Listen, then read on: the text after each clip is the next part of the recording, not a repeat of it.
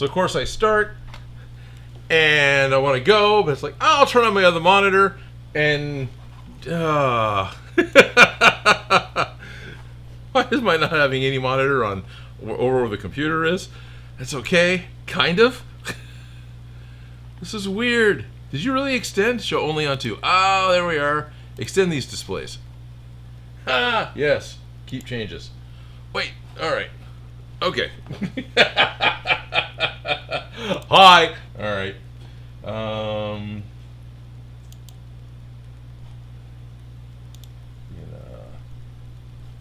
Duplicate.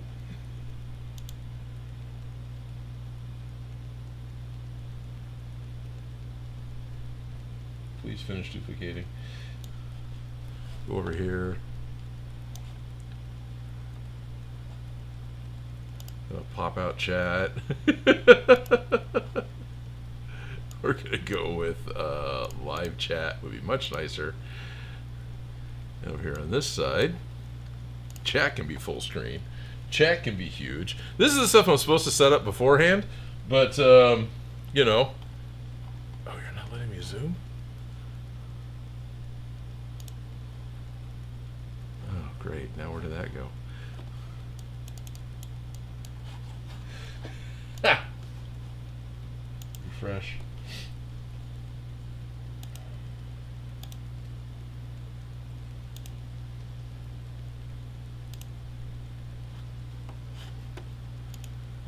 Restore chat.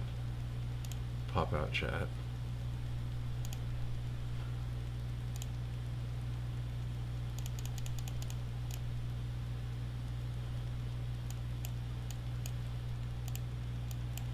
Okay, it doesn't need to be that big.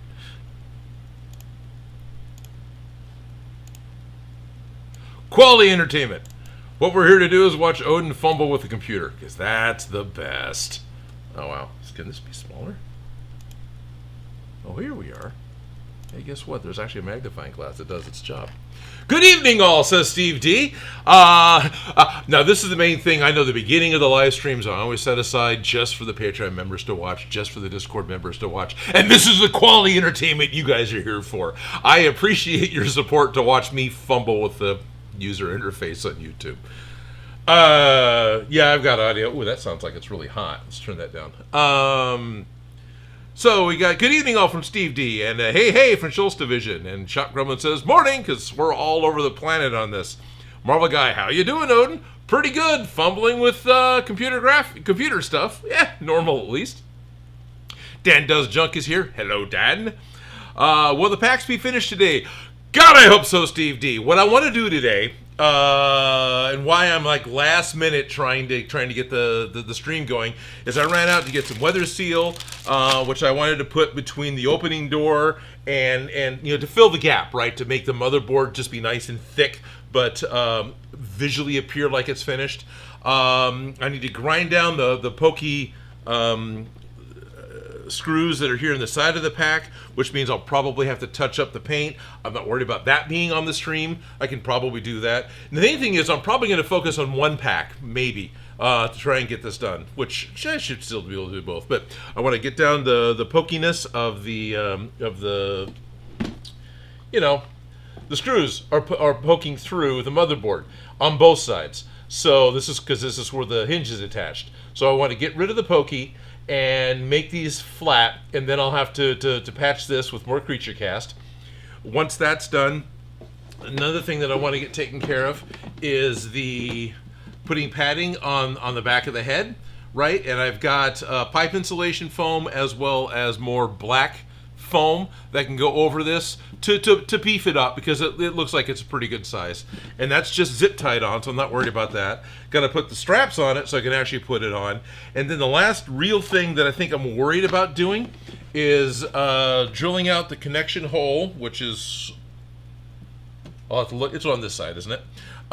Drilling out the connection hole to put the corrugated tubing in order to have the Neutrino one put on, which means finally today should be putting on the V-hook that Ralph made for us. So I want to do all that, which is a lot of items on the list, but none of them sound all that complicated. And what I want to do is just get through that, because I really want to have these packs done on camera, so I can take them next week to SAC Anime. Because it would be nice to have something done and real and new to take to SAC Anime for once, because I'm still just not getting videos done. I'm really sorry about that, guys. I'm excited to make videos. Good background news things, even though it's harder for me to get out here and get going. I mean, it's actually really hard for me to get out here and get going. Talking with Shop Gremlin, I've got like 3 or 4 videos that are never edit land, right? A couple of them are really good. Really good projects. I got the Chopper's Missing Leg from a year ago, right? I've got the Radioactive videotape that actually started editing. That one's literally in never edit land because I've started it, but I hit a point where mentally I couldn't get past, and so I kind of stopped it.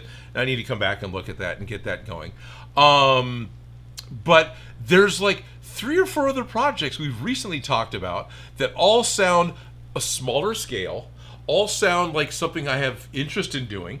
One of them directly benefits Shop Gremlin and their future plans for cosplay. One is a project that I've just wanted to do for a long time that isn't from anything. And then there's a couple of others that are really fun that have actually been suggested by viewers. So for those of you who are watching in the future, because I know all of you on Discord and Patreon know this, for those of you who are watching the stream in the future, one, thank you.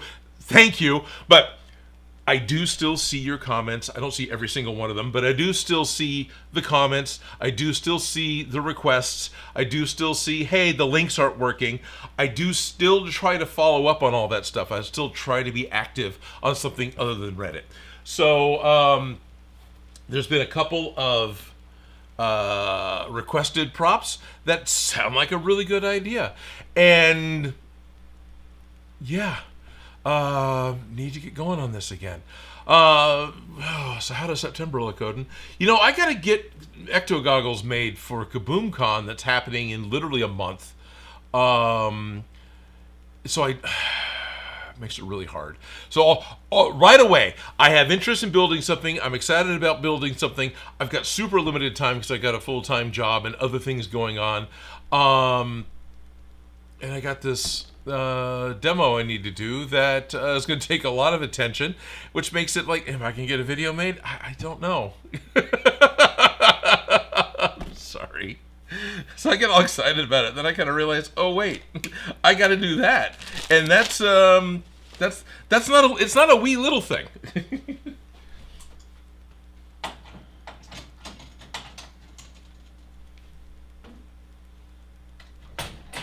All right. So that's where we're at. That makes sense? Hopefully. How you doing, Odin? Finished today. Shady says, hey. Will the V-hooks get installed? Yes, I want the V-hooks to get installed. I've been waiting specifically to try and figure out. But what's tough is no one's out here with me. So I think the V-hooks will probably get installed, but it's going to be kind of a, well, it'll be something sort of like this. We busting ghosts by the end of the stream. I'm getting double on your audio, but it's my problem. Yeah, I've only got one microphone turned on. I'm on Discord with my bro, and he's watching our stream so I can hear his audio. Oh, okay. Ari is here. Hello, just got off work. Or Wooduk. Funny, I read that right, even though it's spelled wrong. You're just live. It really doesn't matter if it's not 100%. Fair enough. Mariah Woods is here. Sweet. Hello, Mariah. Less talking, more work. You're right, Shady. Crack on, then. We're going to the Godzilla Fest in San Francisco. Oh, that's cool, Dan. I won't be. I'm not going to be able to afford to go, but man, I've wanted to go to the Godzilla Fest for years. Aria's stopping at Lowe's, going to pick some strong magnets and some kind of metal to hold the back chip. Okay. Any recommendation for thin metal? And a metal hold the backpack. So Aria's trying to build the backpack for Stompy, right? Been long-term project. Stompy had his backpack list debut just a couple weeks ago at GalaxyCon. Had a lot of fun. Got some great photos with some Captain Carter cosplays. But recommendations for thin metal. The thin stuff that'd be easiest to cut with tin snips is probably going to be too wibbly for making supports. No. I think the EMT, but that requires a bending tool so you don't kink it. Because if you EMT is the metal pipe you put power into, right? So if you've got electrical conduit pipe, the rigid metal pipe, it takes some special effort to bend it around a radius in order to make it bend on without just creating a stress point that folds it flat at the stress point, at which point it's now going to be a hinge and not so much of a bend. So yeah, the real trick here is Stompy's backpack is a pair of rocket thrusters that aren't tiny. Even though they're not going to weigh that much, there's going to be... It's sort of like the Gundam shield that we built, right? Where, unlike the Gundam shield, according to the lore, the Gundam holds it from the bottom of the shield, but it's a robot, so, and it's in space, so I guess it really doesn't care that it's holding it in a really weird way that makes it really hard to hold. Stompy is designed better in that it's only attached at the top, so each rocket thruster is only attached really at the top, and that it connects to the backpack, that it connects to Stompy. All this stuff down here are the foot pedals and extra pipes that is there to help hold Carter, so when she's riding on the back of it. So it becomes this issue of how to connect this large pipe to Stompy's back so it doesn't just do this on Arya. And a U of PVC will probably work, but PVC is very flexible.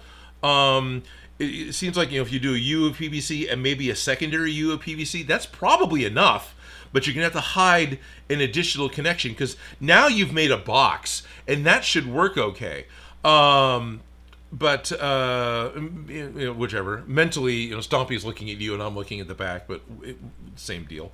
But if you wanted to do just a U across the top to try and be as accurate to the animated show as you can, I stress animated because physics don't matter in animation. Look at Gundam.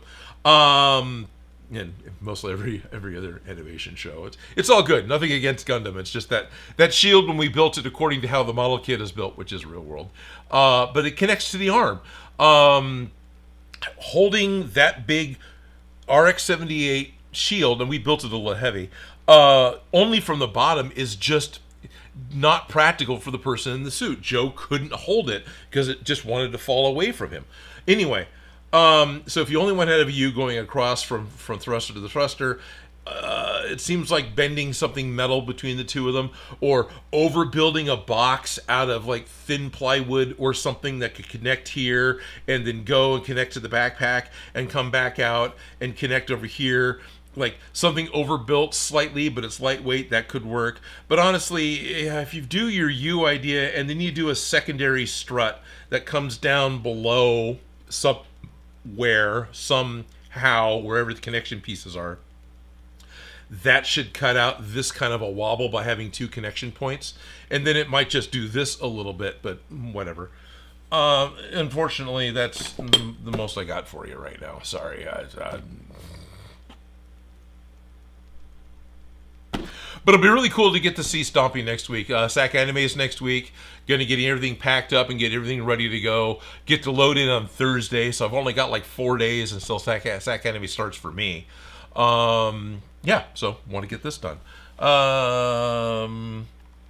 Schultz Division got a promotion at work on Friday, and I'll be his own boss, and the pay isn't too shabby. Congratulations, Schultz. Being your own boss could be really cool.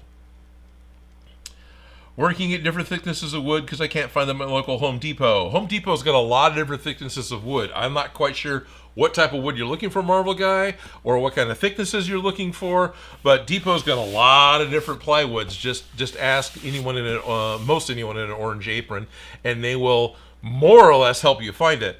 Otherwise, looking... I'm old. Look in your phone book. Pick up the yellow pages and look up lumber suppliers, because there's going to be specialty stores in your area that sell lumber. There's a place here locally called Hughes Hardwood. They're not going to be where you are because they're only here in Sacramento. It's an independent store. They sell hardwoods, and they sell all sorts of wood, and they have all sorts of different thicknesses. And they happen to be the only place in town that I know of that I can buy 5-foot by 5-foot pieces of plywood. Most plywood in the United States is sold in 4-foot by 8-foot sheets or smaller pieces cut out of those at the big box stores. So the fact that Hughes has 5x5s is actually really cool, and there's been more than one occasion that I needed a piece that big in order to do something. We go between foam, plastic, and thick EVA foam. Yep, Schultz, plastic. Aria, so plastic foam, Sintra, metal foam, then on the inside the costume back. Yeah, Sintra could work too if you wanted to build like a box out of Sintra or multiple pieces of stacked Sintra. That could work for a thing, but it's just, yeah. With the counterweight, the body for the backpack, right. Had the desk sight so the collar stopped rubbing on my neck. Either use weights or configure straps to hold it a certain way. That was a concern. I'm hoping that Arya is planning on the backpack portion being actually attached to him, and not just to the backpack of the cosplay. Because if it's only attached to the backpack of the cosplay, you're looking at the back of your suit tearing out. And Shady says, "Wow, I am tired." Well, you wouldn't be Shady if you weren't tired. So, all good, sir. I got a big drink. That's all I got today. All right. Let me pop out the pop out chat on this side. So now I can look either way. It's like, you know, live chat. I got live chat on both, right? Oh, it says top chat. Live chat. Boy, it's nice with my glasses off being able to see everything. All right, so I got 11 of you here. Thank you. So which part do we want to do first? I think what I want to do first is put this part in.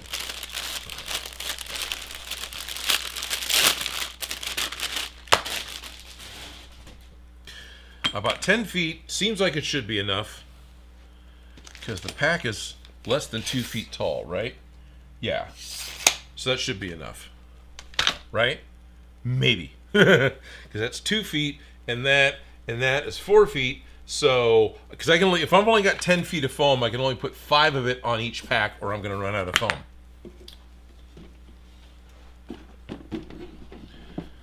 So, still got this part more or less working.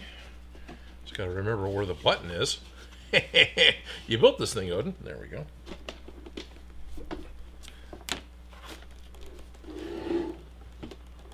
This opens up, and we'll use something to prop it up on the other side, which you can't see, but trust me, I'm trying to put a kickstand on it that isn't going to put a lot of stress on the pack. Oh, there we go.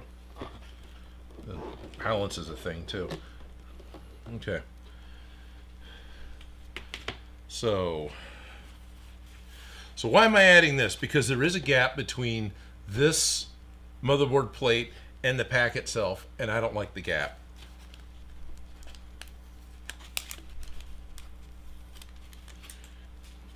No, I'm not trying to make a Proton Pack refrigerator. That would be fun.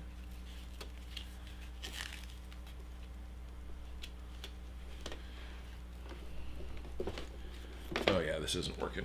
Can you just live?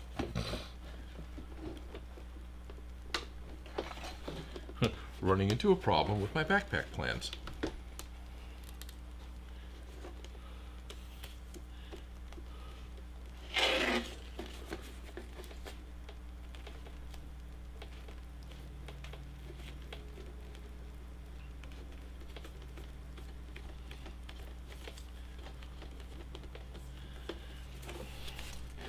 So this whole piece is only on here for aesthetic purposes. This doesn't serve any real, honest, good function, right? This is just to help eliminate the visual gap between the two motherboards.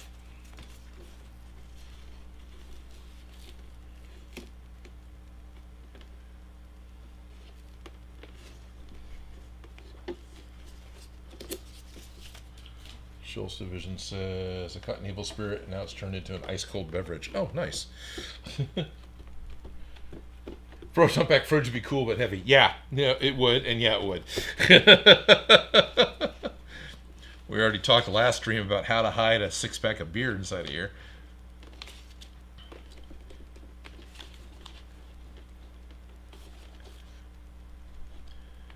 Something that could work would be hiding a camel pack in here, right? That could work out really well. Then you have your looking for scissors. They're on the wall behind you. Where do you put them?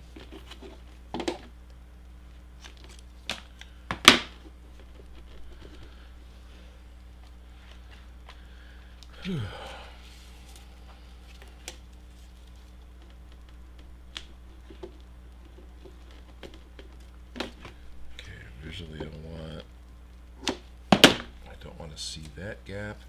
So I'd rather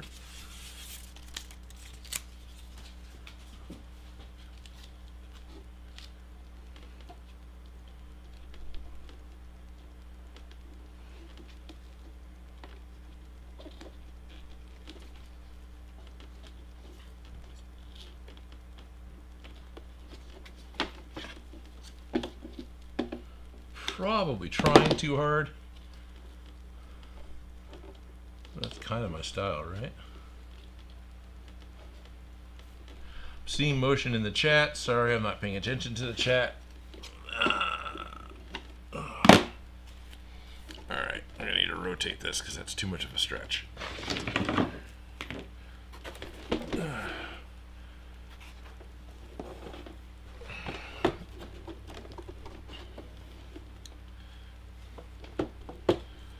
Okay.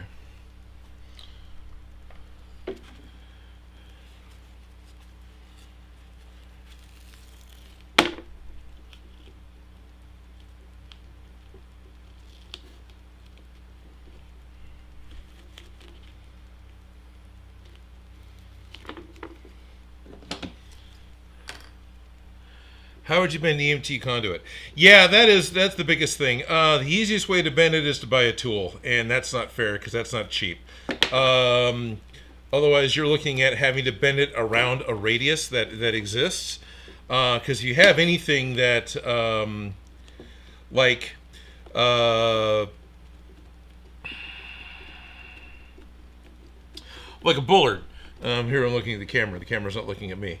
So those metal posts that are filled full of concrete that keep cars from running into stuff, that's got a good 3 or 4 inch radius. That would be really good because that would be strong enough to be able to handle it, and you should be able to bend the EMT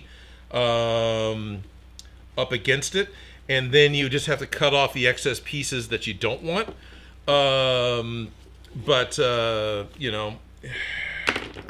It's just not. It's one of those things that it's easier to say than to do, unfortunately. So it's probably better to not, because I bet this is going to end up causing more problems trying to make it work. As much as my mind is, something metal. Okay.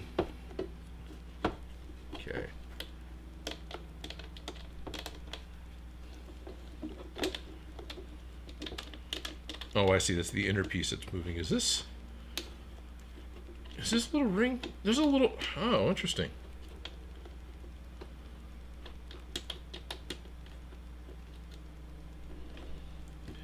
Inside of this piece, which I know you guys can't see, with where I'm going here, there is, because it's the way this stuff is built, right?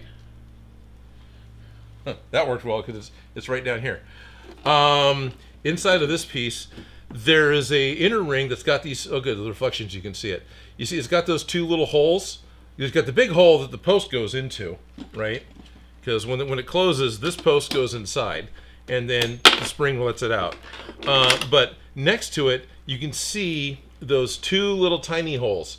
That's to be able to grab it with some sort of a. So you can grab it with something smaller than these, but these are pretty close, and be able to screw it in or unscrew it. And this one seems very loose.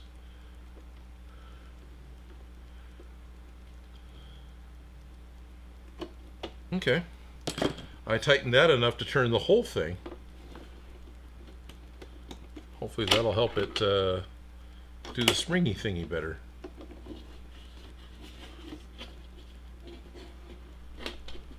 Interesting. Okay.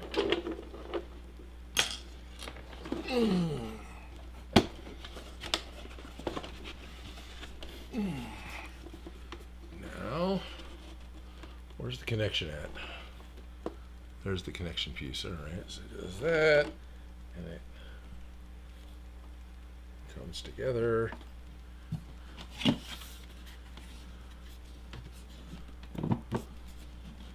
Come on. Did it catch? Nope, didn't catch yet. This was a concern. Am I going to put too much stress on it to where it's not going to want to connect? What's interesting is looking at it. I wonder if I got the... Is there something rubbing? No. So I might have to bring this post out a little more. There may not be enough enough posts sticking out. And just when it closes, it's much tighter at the top up here, which is still wibbly, than down here. So let's go ahead and... I'm looking at the post up here, which I really can't show you easily. I can see a couple of threads poking out of it. Can I get it to be... Yeah, I kind of can. Okay. So I got the post here. Well, so this looks like a switch, but it's not. This is this piece with a flange nut on top and a flange nut on the bottom and about 1 inch worth of plywood in between it. So what I want to do is loosen the top flange nut because I can just barely see about 2 threads. I want to loosen this flange nut, and then I should be able to, with my finger, loosen the flange nut on the other side, and then allow the whole thing to ride up a little bit because it's not quite... Sorry, it's just, hands. All right, it's going to be hands.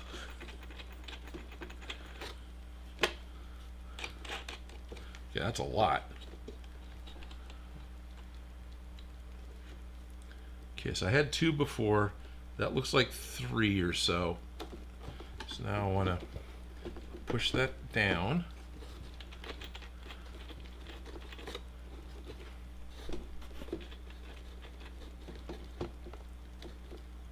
There we go. I got the one at the bottom snug again.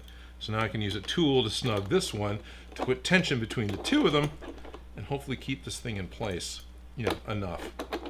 This is one of those things that'll probably need to be dinked with on the regular until I really kind of figure it out. And it'll be unique to each pack because this block was glued in by hand. So it's not like I can just automatically set the other pack to be 3 or 4 threads because that may not be right for the other pack. But that's okay. So now, will it click shut with the weather stripping? Changing hands. Come on, do your thing. A couple occasions it wanted to have. Now, is this because I tightened the inner ring? Well, no, because the one that wasn't attached to the pack was closing okay. I think this is all just stress from the weather stripping. Well, that sucks. Because this is not closing easily the way I want it to. All right. No, the weather stripping, let me go ahead and get off this close up. The weather stripping is not compressing that much all the way around. It's really not. Okay, so What else is it hitting?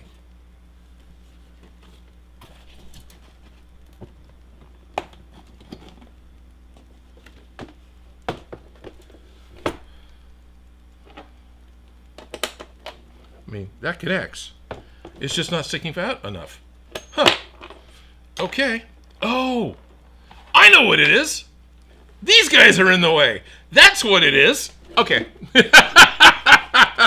Duh. You guys are probably telling me that. Why am I looking up there? There's the camera. You guys are probably telling me that in the chat. Okay. And we're back to swapping out the bolts. One more time. All right.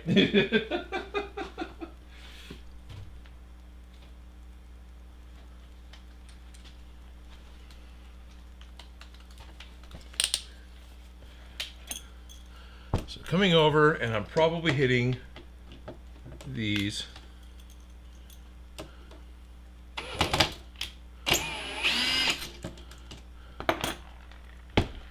So we'll take these out, and we'll put these guys in. Oh yeah, that just... Okay, where is my countersink bit?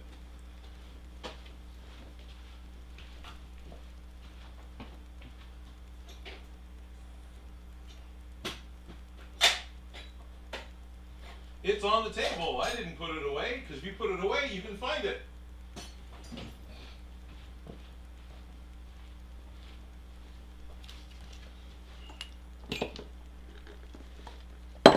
There it is.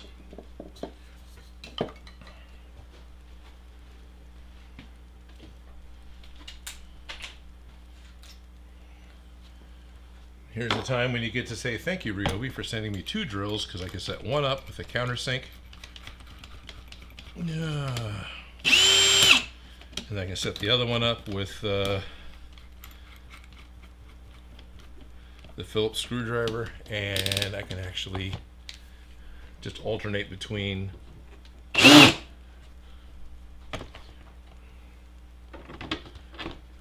there we go.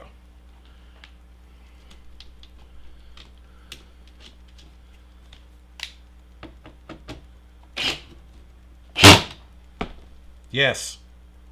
Okay, that's what I need to do to all 6. Good. Not hard. Just gonna do it a little bit. And of course I was... Oh, no, I'm nowhere on anything good on the back here. Let's do that. So it's...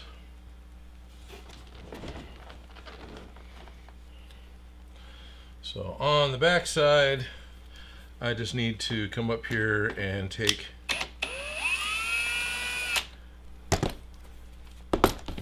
this screw out. And then I take the countersinking bit, give it a little bit of that, which gives enough space for the countersunk screw to go in flush. And that gives me enough, it's high, you can't see it at all. All right, well, you gotta trust you gotta trust me on this one. That puts it up high enough now that the bolt can actually grip the ends of the thread without the threads of the screw being too proud. And then I can just, and there. And I just do that to all 6. Okay.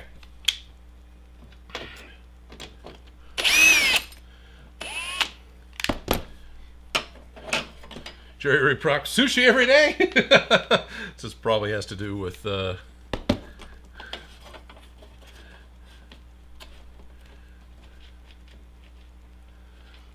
Schultz Division says, actually a clever design. Are you complimenting me? Thank you. If you're complimenting me, thank you. If you're talking about somebody else, well, you know, thank you for complimenting someone else. Okay.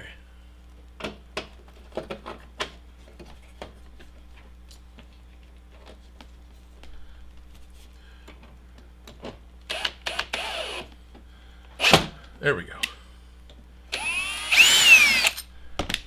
Sorry, I'm hiding behind the pack. I'm just trying to get it done, you know? What's funny is we probably figured this out last week. I just forgot by the time this week rolled around.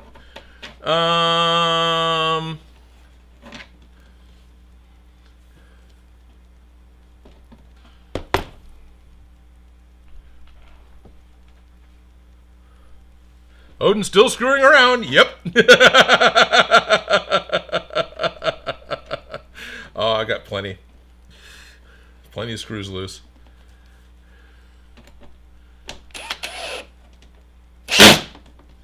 All right. 2 more in this one. Not only am I screwing around, I'm drilling it. Okay.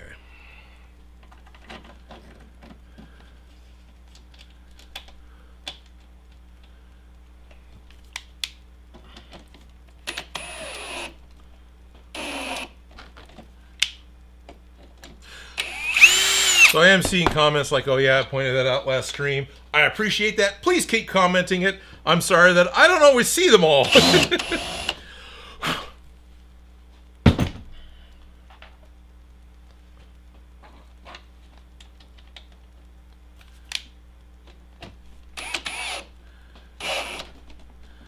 Okay. Now, let's get this crap out of the way.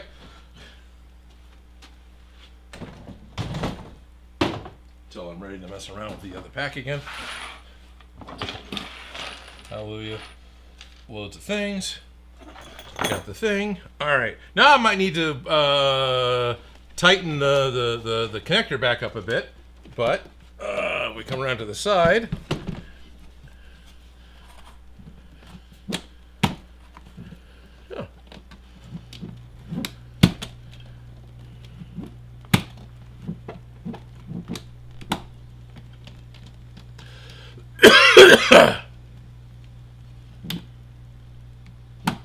Yeah, gonna have to lengthen it still.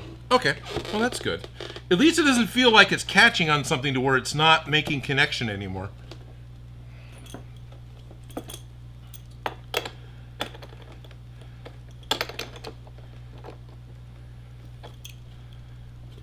Loosen the top.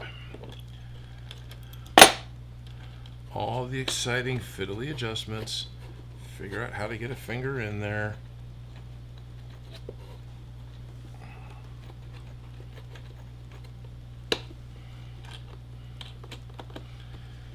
I think it's sticking out more.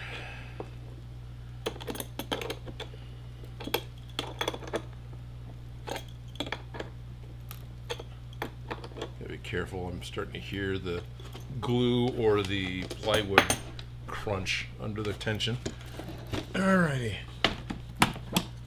Oh, come on. You know you want to do it. Oh, sure, you worked fine until I, like...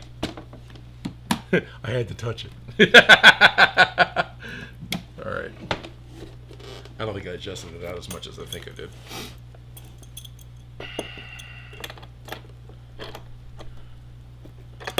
Loosen the top screw.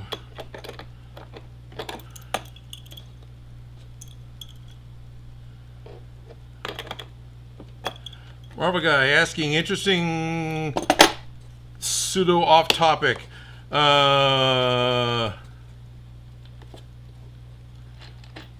Yes, there's a difference between super glues, because he's asking about liquid super glue versus gel super glue and Well-Done 4. Super glues are a chemical that crystallizes when exposed to the air when it dries and bonds two things together. It was ideally made to work on skin, whereas Well-Done 4 is a solvent and will only work with dissolving the plastics that it's made for. So yeah, there's a difference. Okay. Is there any way I can like roughly measure this? Because it still works. I'm still in the right shot, right?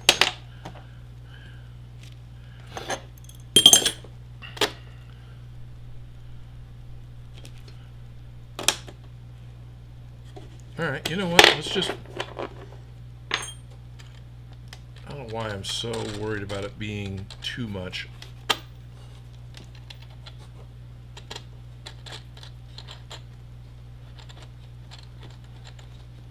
It's going to be easier for it to be too much than dial it back than to... Oh, no! I was afraid of doing that. I just made it harder on myself. What happened, Odin? Well, I knocked the flange nut out. Now I need to go put the flange nut back on, which means I gotta start all over again. Okay.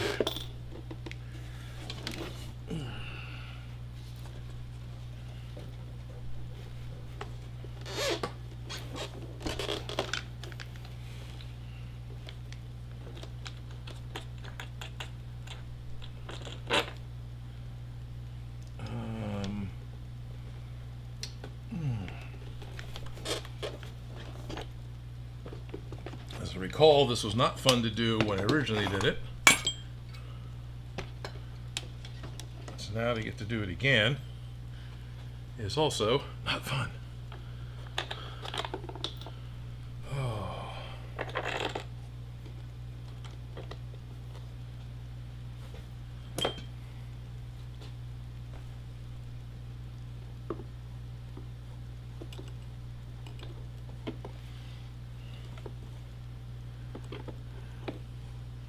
Of course, when I originally did this, I believe I put it all together and then glued it in place. Now I get to fish these two parts on. You know what? The bolts, the washer's not going to happen. Oh yeah, okay. I'm going to have to sticky this bolt to my finger.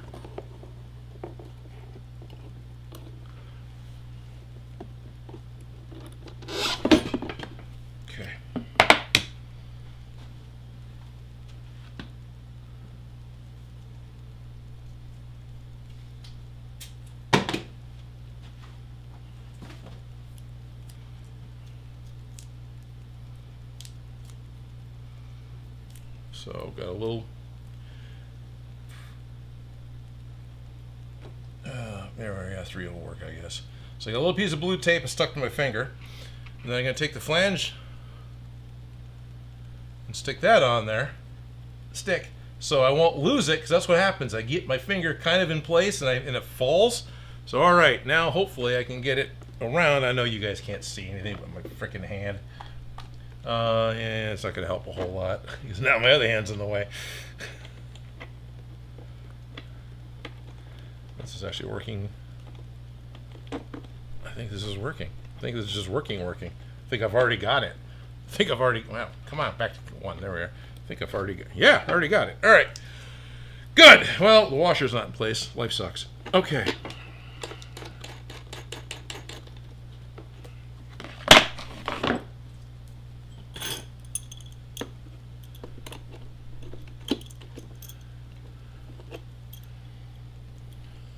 Dan Does Junk says he loves when he has to do this kind of thing.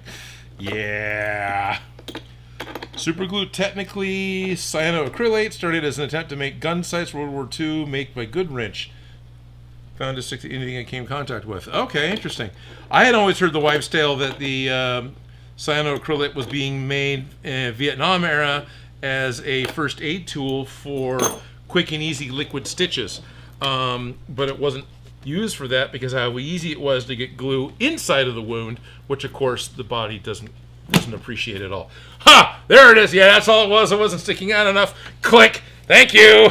That's what I wanted. All right. But I'm still a couple threads too long. So now we get to go do it again. Don't unthread the nut. Oh, don't lose your nut, Odin. And everything should be okay.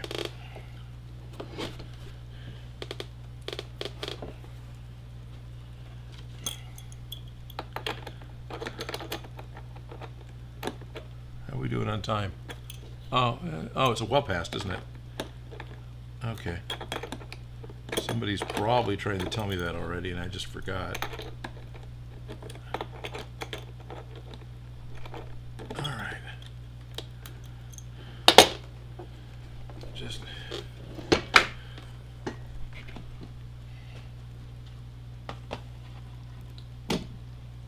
click. Thank you for locking in place the way I want you to. That is super appreciated. We're gonna go over here so I can get to edit, because it is, yeah, it's a little past. All right, we'll scroll down. So much fun to do this when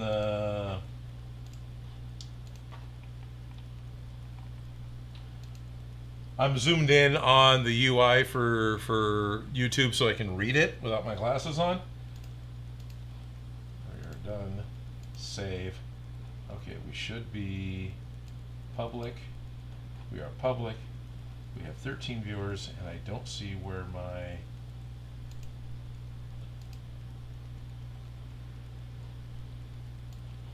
There it is.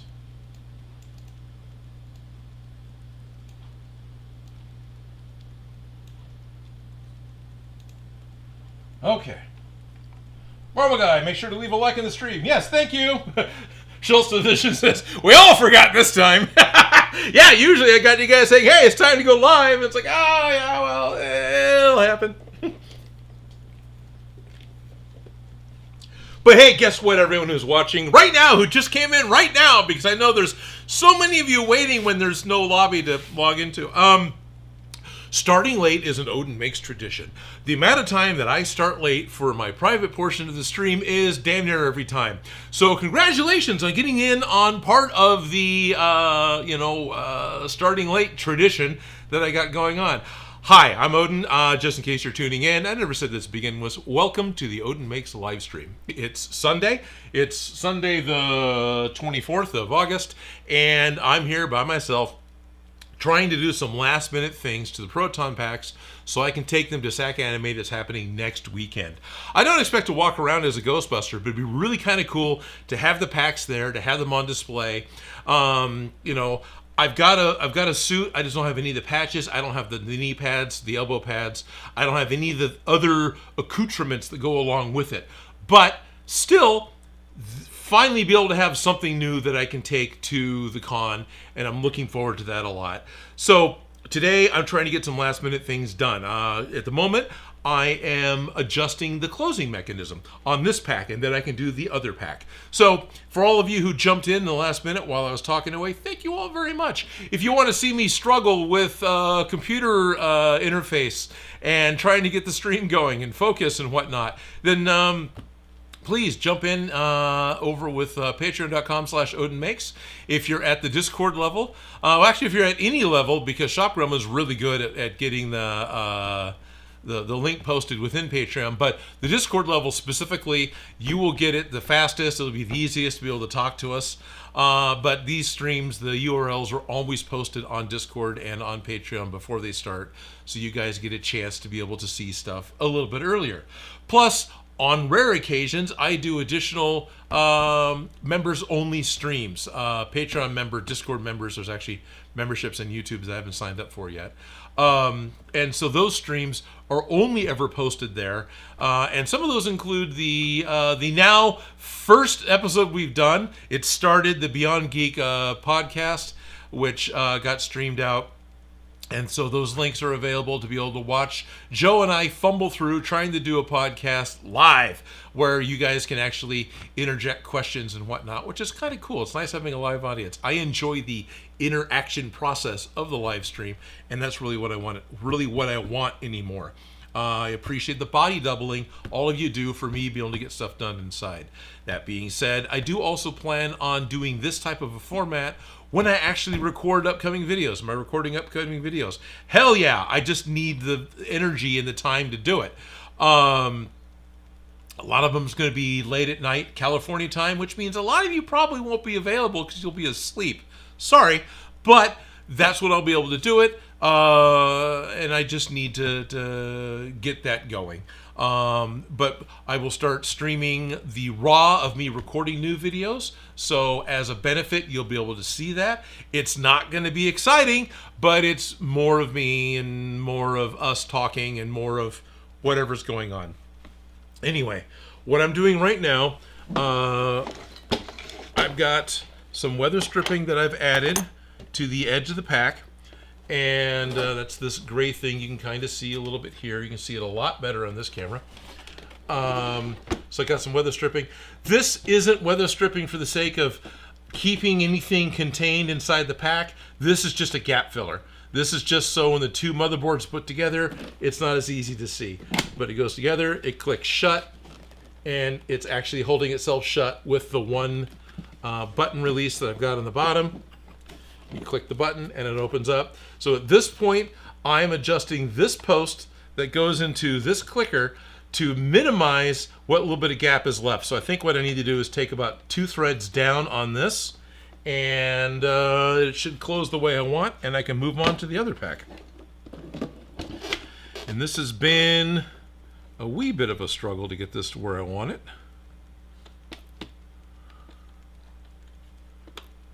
Okay.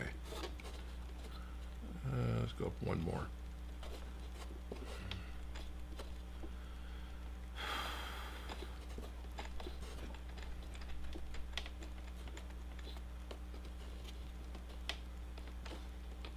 Sean Karg is here.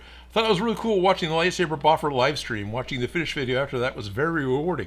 Cool. Thank you, Sean Karg. Yeah, that actually kind of worked out that way. That's sort of what I want to do. I want to do more of that.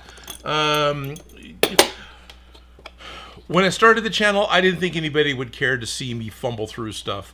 And I was more camera shy. The few years of doing this with Felicia, now I really appreciate this, and it is more motivational for me to come out and be here if I know I got you guys here to make fun of me.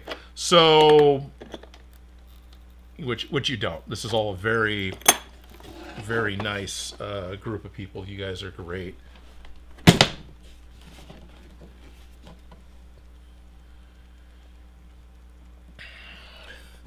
How much effort do you want to put into this, Odin? There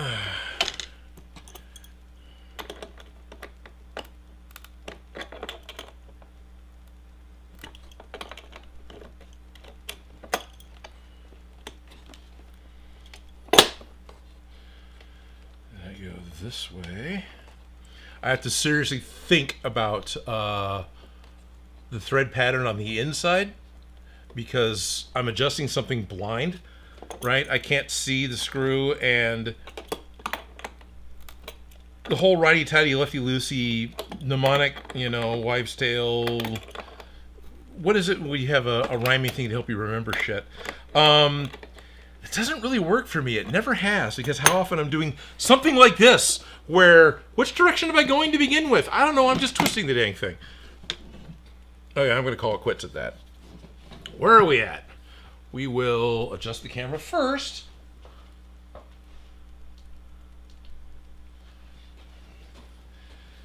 And then we'll cut. Almost cut twice. So there we are. So I've got this bit of, it's foam, which is okay because that's what I want. All this is weather stripping. It's just there to fill this gap that's caused by the hinge on the other side. And it's pretty good all the way around. There's still a little bit of a gap down by the cyclotron, but that's just warpage from the plywood. Like the foam was more compressed up here, not by a whole lot, just by a millimeter or two. So I can see it in life easier than I can see it on the camera. But if I just grip the foam part of the pack, I can pick it up, and the bottom is staying with it. See, I don't have a hold of the bottom at all. And then right here, I've got Mr. Release button. So you press the release button, and now the pack opens up. And I'm really very happy with how well that's working. There. Which means, theoretically, this can be worn by anyone, you know, me or Felicia or somebody else. And so while it's on our pack, someone can reach around and be able to open the pack up while we got it on and be able to do something inside if necessary, and then close it back up again. Is that important? You know what? Probably not. That's probably not important at all. But we can do it. All right, I got one of them. Let's do the other one.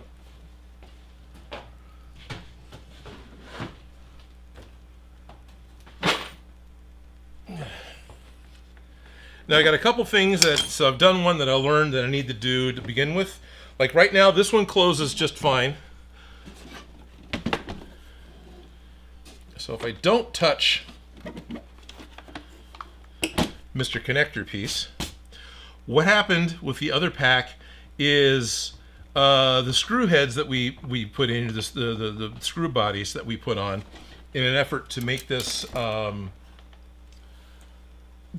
to attach shit. Anyway, I got to change the bolts.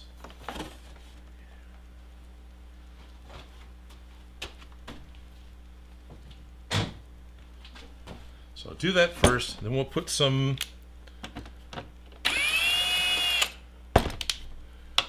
weather stripping on it.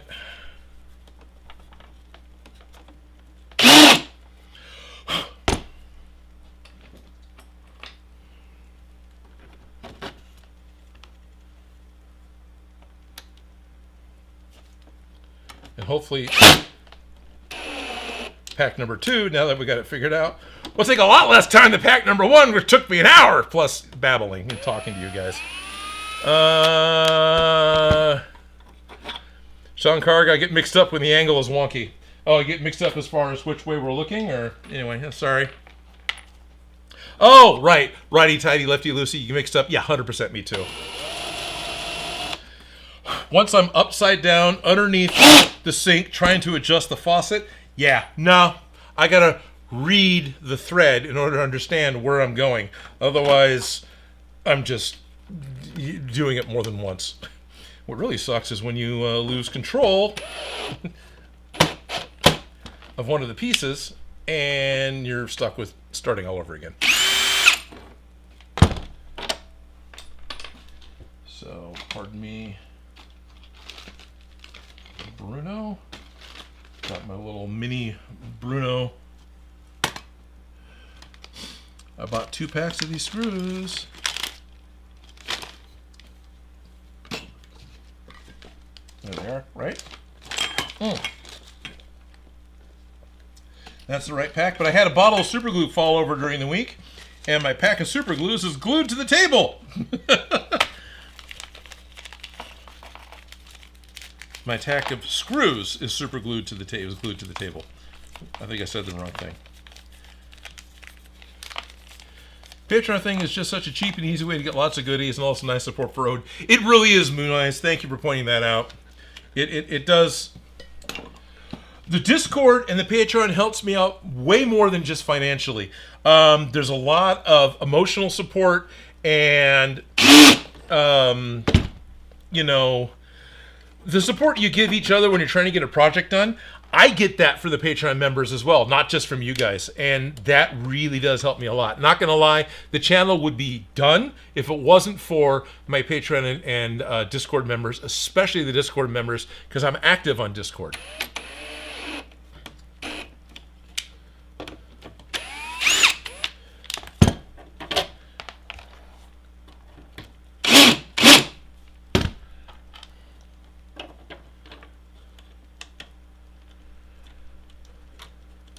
We're not going to be able to play Among Us next week, Marvel Guy, because it's going to be SAC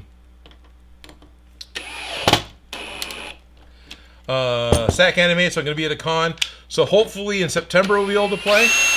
But, you know, it's just rough getting everyone to line up.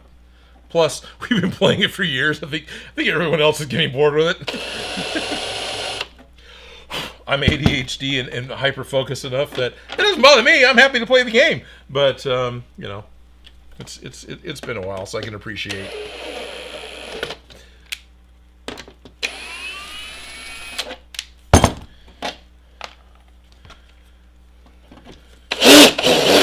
So what I'm doing here, for those who weren't following along, I'm swapping out bolts. I'm taking out a bolt that's 1.25 inches long, which is 40 millimeter, and I'm putting in a bolt that's 1 inch long. I guess it's not 40, it's like 35. And putting in a bolt that's 1 inch long, so that's only 30 millimeter and ish. And then it's also a countersunk bolt. So this first one is drilling a small hole, conical, it's a cone-shaped hole into the wood, so the bolt can go in and be flush, so these won't be high spots hitting us in the back. And then on the inside, the bolts are getting low enough that when the two halves of the Proton Pack close, they're not hitting each other, they're not interfering with each other, so that actually allows the pack to close. And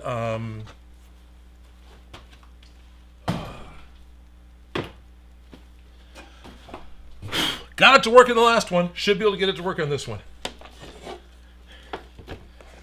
And I thought last time, because I wasn't thinking about the fact that the screws were hitting, I thought last time when I was doing it, I had to adjust the pop socket knob thingy, and that just ended up putting a whole bunch of extra work on myself that I didn't need to do.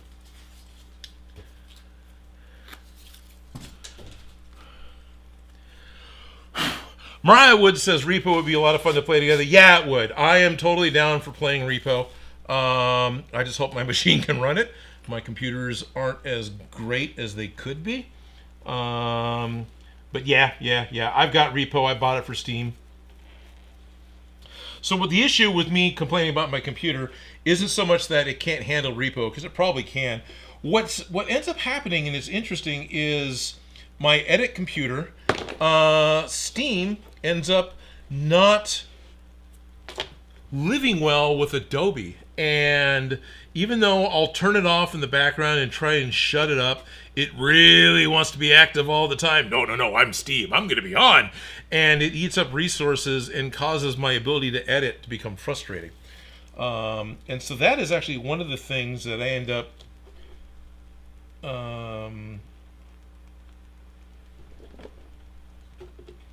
disliking about Steam. But otherwise, pretty happy with Steam. Even though the internet hated it. God, did the internet hate Steam when it started.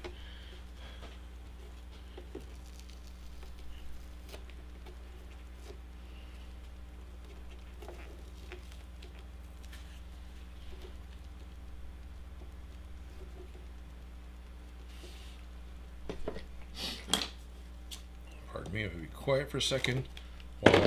All I'm doing, I know you can't see anything, is well, actually 3's a pretty good shot. I'm applying the weather stripping to the edge of the pack and working my way around it. And all this is, and this is some very squishy whatever, all this is a gap filler. So when the pack is closed, the motherboard doesn't have a gap. You know, that's just, this is 100% aesthetics. There's no other reason for this.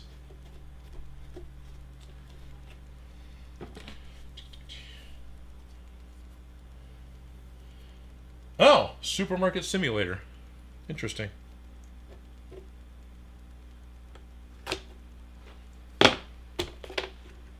So Dan says he's been playing Supermarket Simulator and he's been thinking about streaming it. He says it's great. Someone with ADHD gets mentally stressed easily, which, yeah, I think we all are. I am. As soon as I'm done with work for the day, usually it's just couch bound, and I'm just having a hard time getting out of that. Managed it a little bit. Working on other projects too, actually. One of the things we talked about we wanted to get going today was the forge bucket that we started. Should have the parts I need to finish that. And so it becomes a couple of things. Probably have the energy, probably have the attention to do it. If it's not going to be 100 degrees outside, which that makes it really hard. I'm not as accustomed to working outside as I was 10 years ago. And so the temperature really gets to me in a hurry.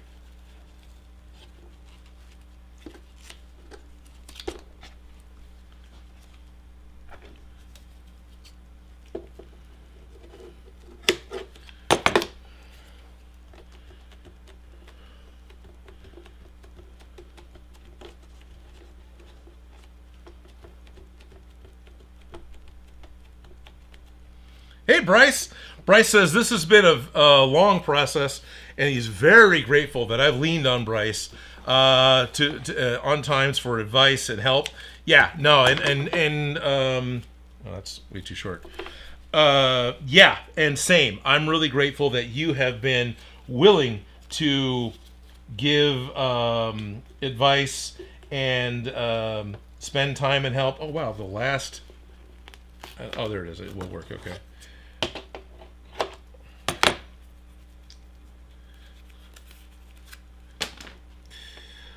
Bryce, I really appreciate all the guidance, the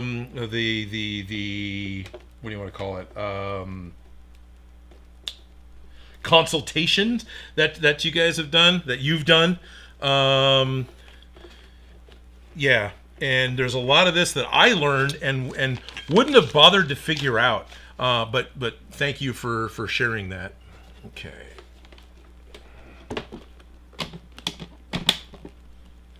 Good. That's what I wanted to do the first time with the other one, but it had the screws in the way. So how's the gap? That's fine. I am not going to spend time futzing with that. Got the button here somewhere. This is not easy to do on camera. There it is. So you push the button, it opens up. Click shut. And I've got, if I can let go, and I've got a positive. Good. Okay, so both packs are in the same spot now, right? Both packs are in the same spot now. Okay. What do I need to do? I think because I need to flop the pack around to work on this, the next thing I want to do is going to be the padding on the back of the head. Glad you're here, Bryce. I'll need to look up things to do this too. But where am I at? I got to do the padding in the back of the head. I got to put the straps back on. I guess I got to put the straps on first, huh? So I got to put the straps on. I got to put the padding on the back of the head. And then I need to attach the wand, which is still like 4 pieces because I got to attach how the wand attaches to the cyclotron. I have to attach how the hose is going to attach to the wand, which is only the corrugated tube, right? There's no other pieces that go on that. And then I need to put the custom cast V-hooks that Ralph sent to us well over a year ago, like 2 years ago. So we can actually have a pack we can walk around with. Okay. Oh yeah, and then I also need to do that. Let's do that. The other thing I forgot about that you can kind of see, I talked about this at the very beginning with the Patreon members. There's screw heads that are, not you guys, not you guys. These are the tips of the screws, not you primitive screw heads. Which I love all you primitive screw heads. Don't mind me quoting Army of Darkness. There's little spikes from the tips of the screws poking out, and I need to grind these down, which means you guys get to listen to a rotary tool.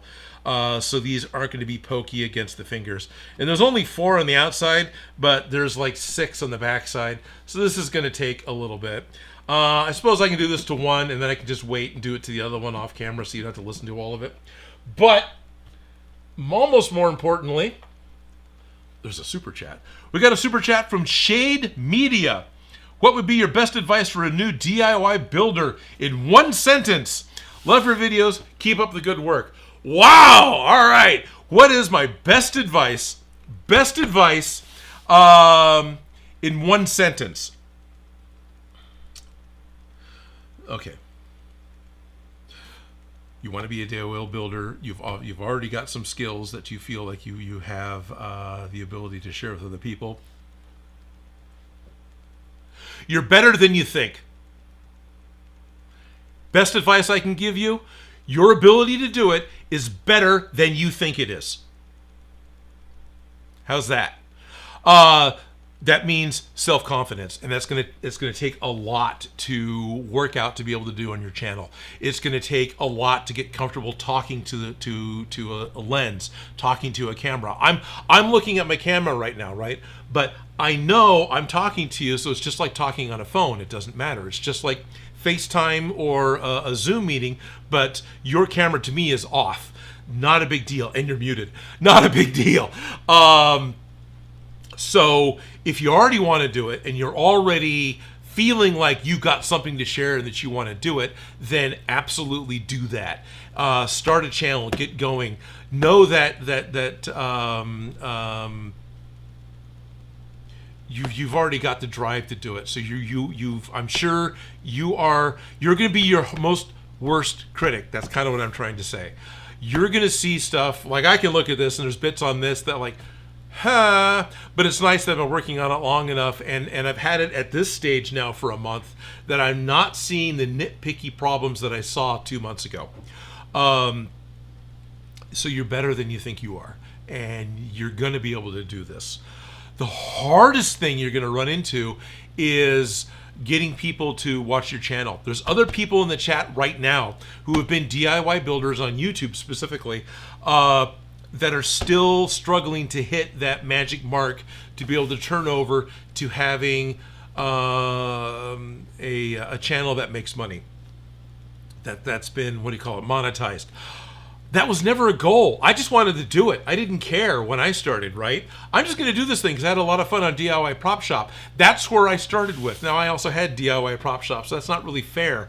But I didn't do this with, okay, I'm going to buy a camera, I'm going to buy a computer, I'm going to quit my job, and I'm going to go on YouTube, and I'm going to be able to buy Lamborghinis. No, you're not. I'm sorry. No, you're not. This is a very saturated market, but there's room for you because it's nothing but niche markets. All you need is a small percentage of people to have interest in watching what you're doing, and you're going to be okay. But that is a struggle.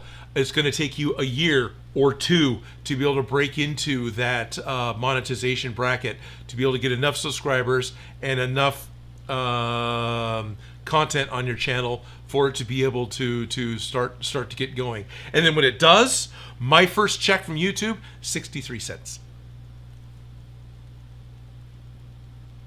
So just stick with it, basically. Do it in your spare time. Do it when you have the energy. Do it as often and as regular as you can, especially in the beginning. But yeah, ultimately, best advice to you, you're your own worst critic. You are better than you think you are.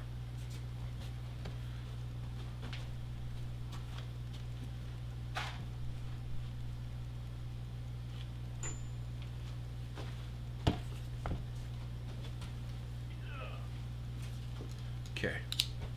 For those of you wearing headphones, I am going to turn on a rotary tool that's going to make a whiny noise, and then I'm going to hit the tips of screws that are going to make an even higher pitched whiny noise, and I got the microphone right up here. So, beware, everyone. And trying to see if I can't get a shot of this that's actually going to be a shot of this, which kind of is and kind of isn't. I'll just zoom out on number 3, and there we go. So I'm going after these guys.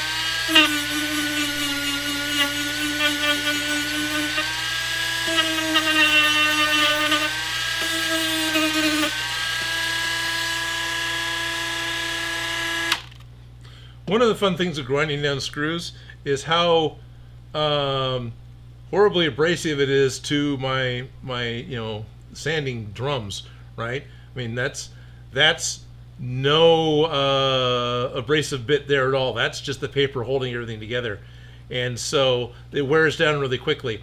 My habit is just throw these away. SKS Props actually keeps these because once they're worn down a little bit, they're even better for sanding down your foam, right? When they have less bite, they're better at giving a really smooth edge because he's really big into sculpting and sanding all of his EVA foam. So as a thought for those of you who want to think about that, all of these are actually really I've got a bunch of this one seems okay. This one's smaller, but most of my sanding drums I have just off camera here are all pretty worn down.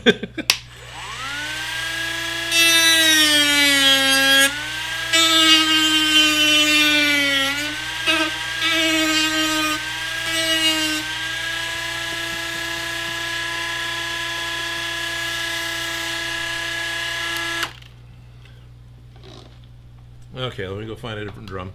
This one I'm just hurting the wood more than I'm sanding it down. Fall, isn't it?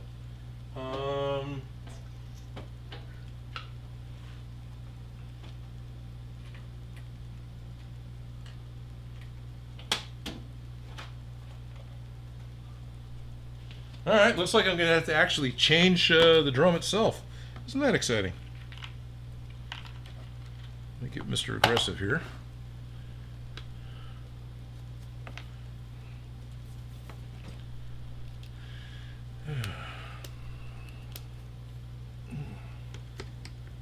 I need a little screwdriver so I can loosen the screw in the end.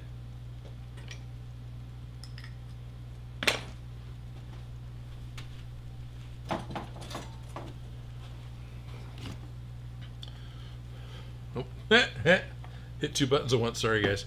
Alright, so I'm going to hold the brake. Where is it at? There it is. I'm going to hold the brake. Let's get this out of the way. Get this out of the way a little bit more.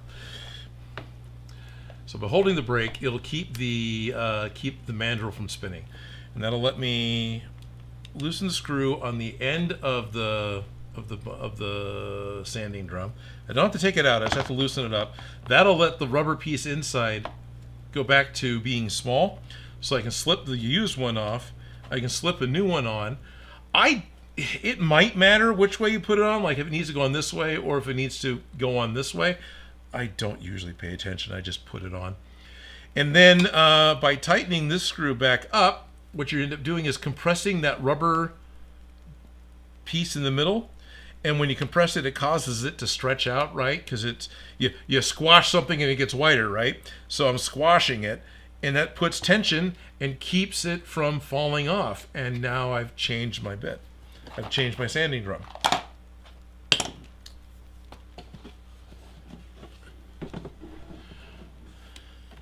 That's the one I'm after. This is just a tiny bit proud. Here we go again.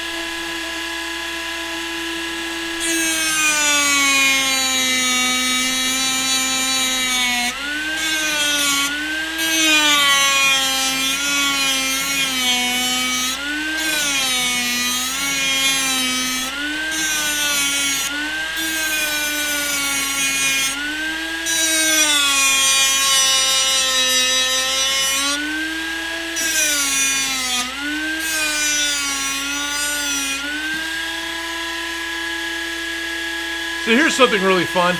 I'm right-handed. I like being right-handed. I'm really used to this, right? I could do this with my left hand, but this is my natural go-to.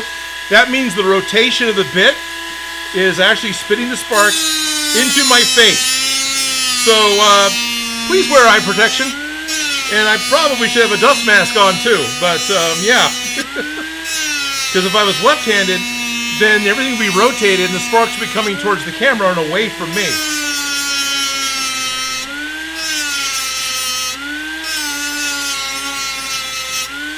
There are some high-end rotary tools that you can select which direction they're going to go.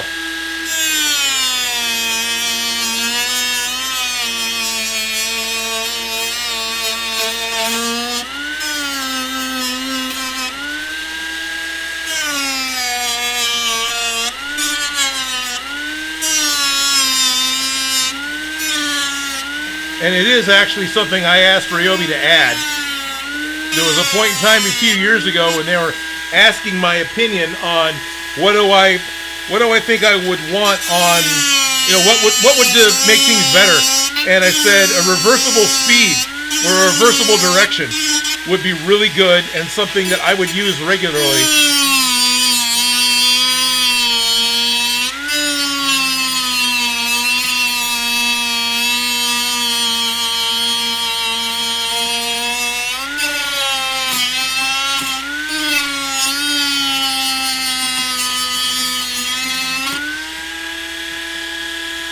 Dan agrees. Having a reversible rotary bit would be awesome.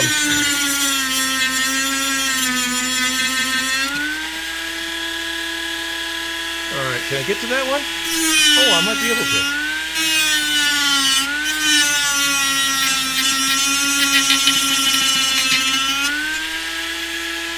Not quite.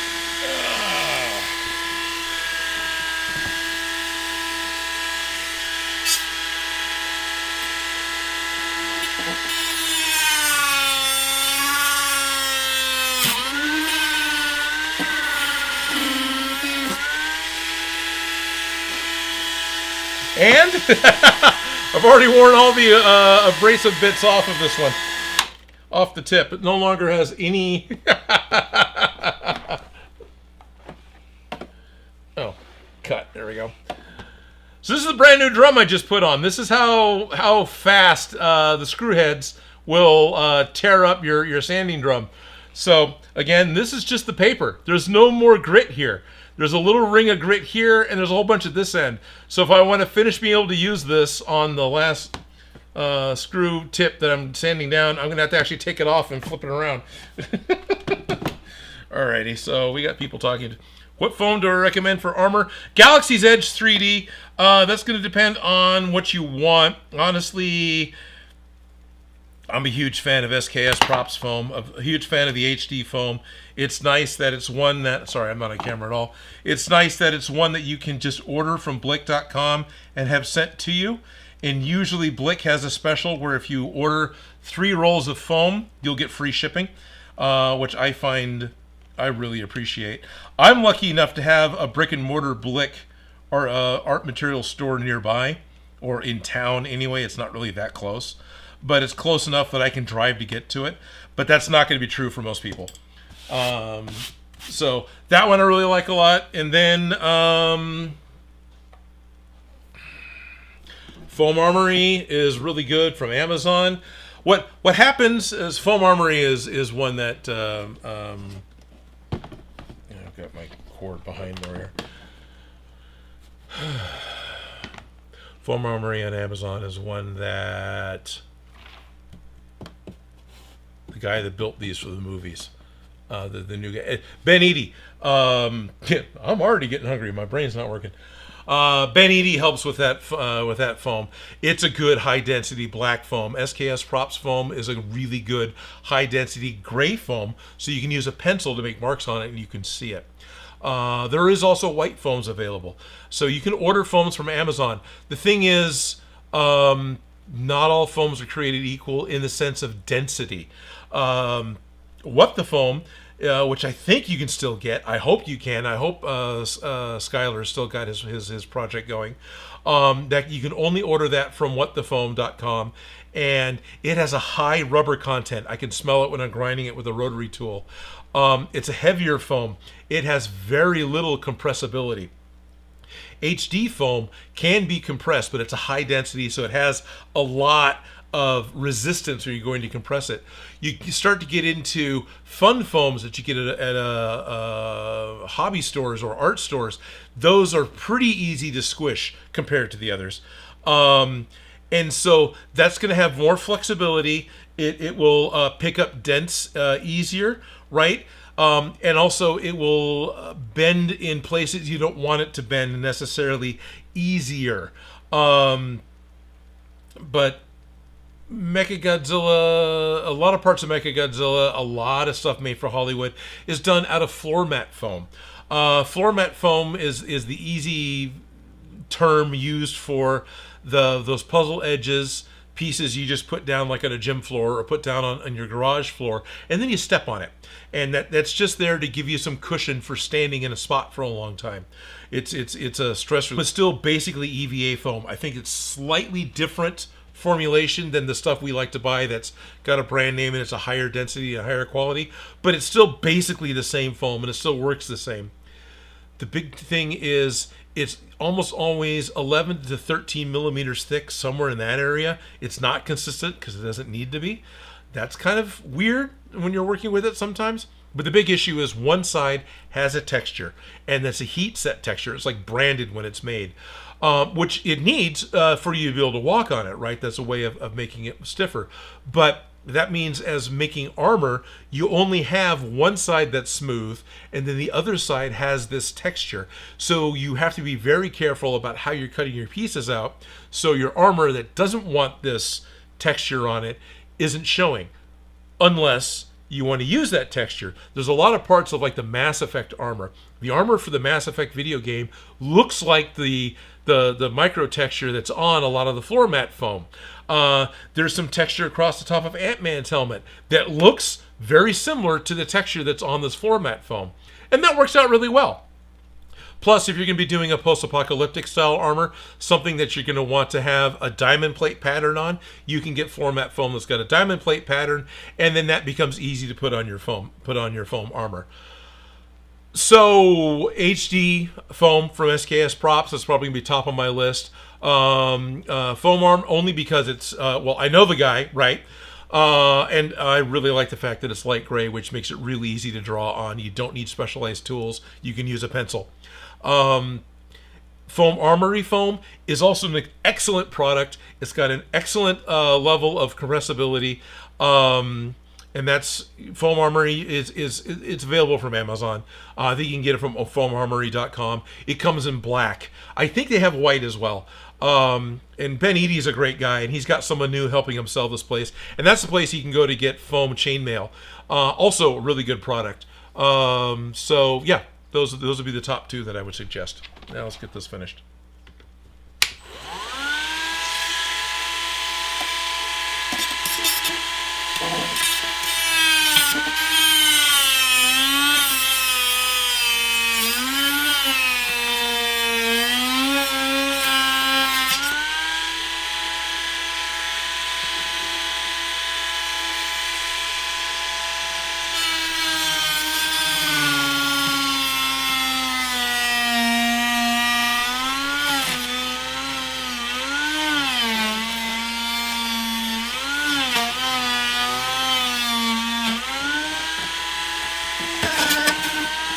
I'm laughing because I'm literally watching the end of this thing disintegrate while I'm working with it. Can you see the fibers? It's shredded. I took the sanding drum to the screw head, and the screw head won. But anyway, it's close enough. I think I'm just gonna call it quits. Yeah, it's fine. Plus, it's right up against the edge of part of the Alice pack. I'll do the other one off camera. It's not worth doing this twice.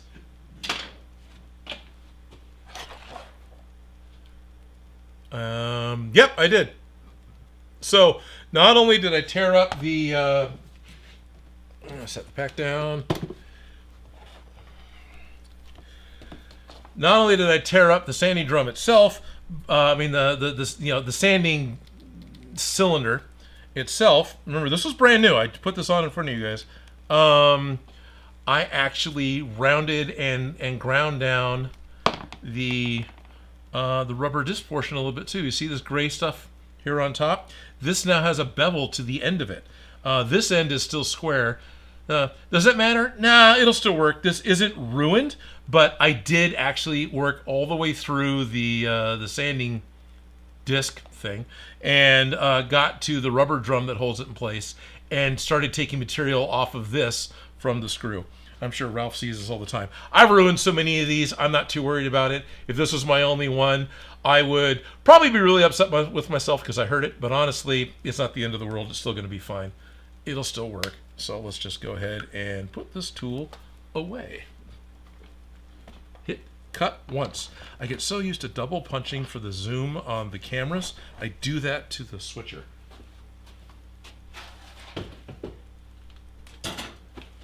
Okay.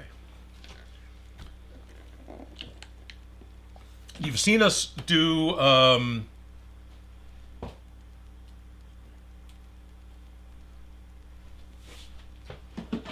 can't find it because I hung it up. You see me repaint, and you've seen us spray paint the creature cast onto the packs more than once. So I'm just going to skip that because I don't want to put wet paint on this and then touch it more. So just know that once the stream's done, I'm going to end up putting more creature cast to cover up all the stuff here that I just sanded down and exposed. And yeah, this is putting marks onto the side of the pack, but you know, that just becomes weathering, right? Yeah. So all those little divots are actually me sanding through the creature cast, sanding down into the plywood, especially here where the knurled edge was hitting it, but whatever, it's just gonna be more weathering. Big deal.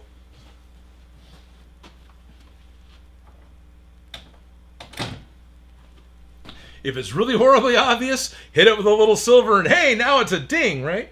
Okay, so this isn't pokey to the touch anymore. Things are on. It still lights up. It still lights up. You can't see it, but it still lights up. That makes me really happy. Okay. Oh, my LEDs are wonky. Have to go in there and push those to get them aimed to the hole a little better. I guess I need to put the straps on. So I got to put the straps on so I can put the pad on. So where do I do the straps?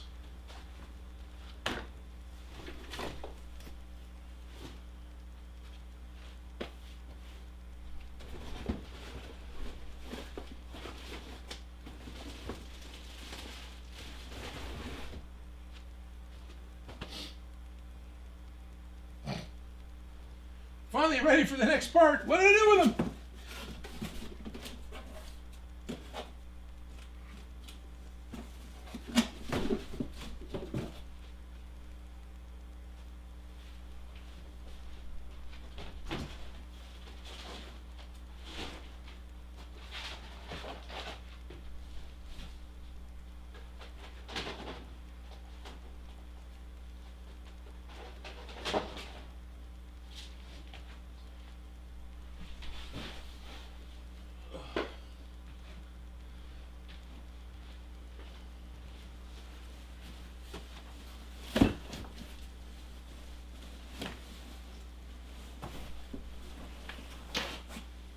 No, they're not in this one either. You know, we got like, what have we got? 5 or 6 jumpsuits now? That's great. They're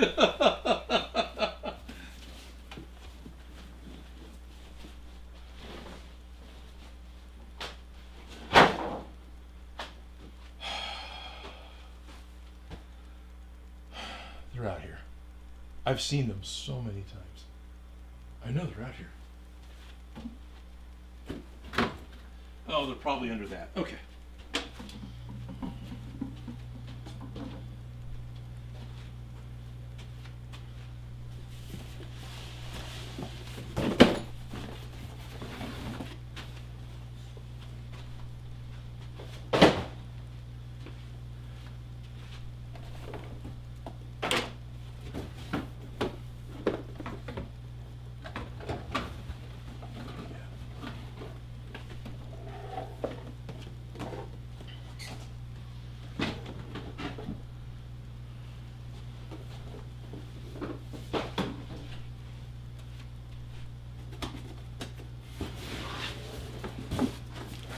It's in the box labeled Proton Pack parts. Pretty sure.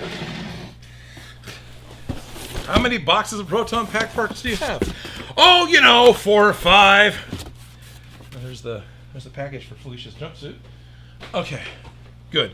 So I've got 2 sets of replica straps that I purchased that I don't need because I do believe I have enough original straps that I want to use. So I need to make sure they're labeled shoulder pad, right hand. Shoulder pad not marked.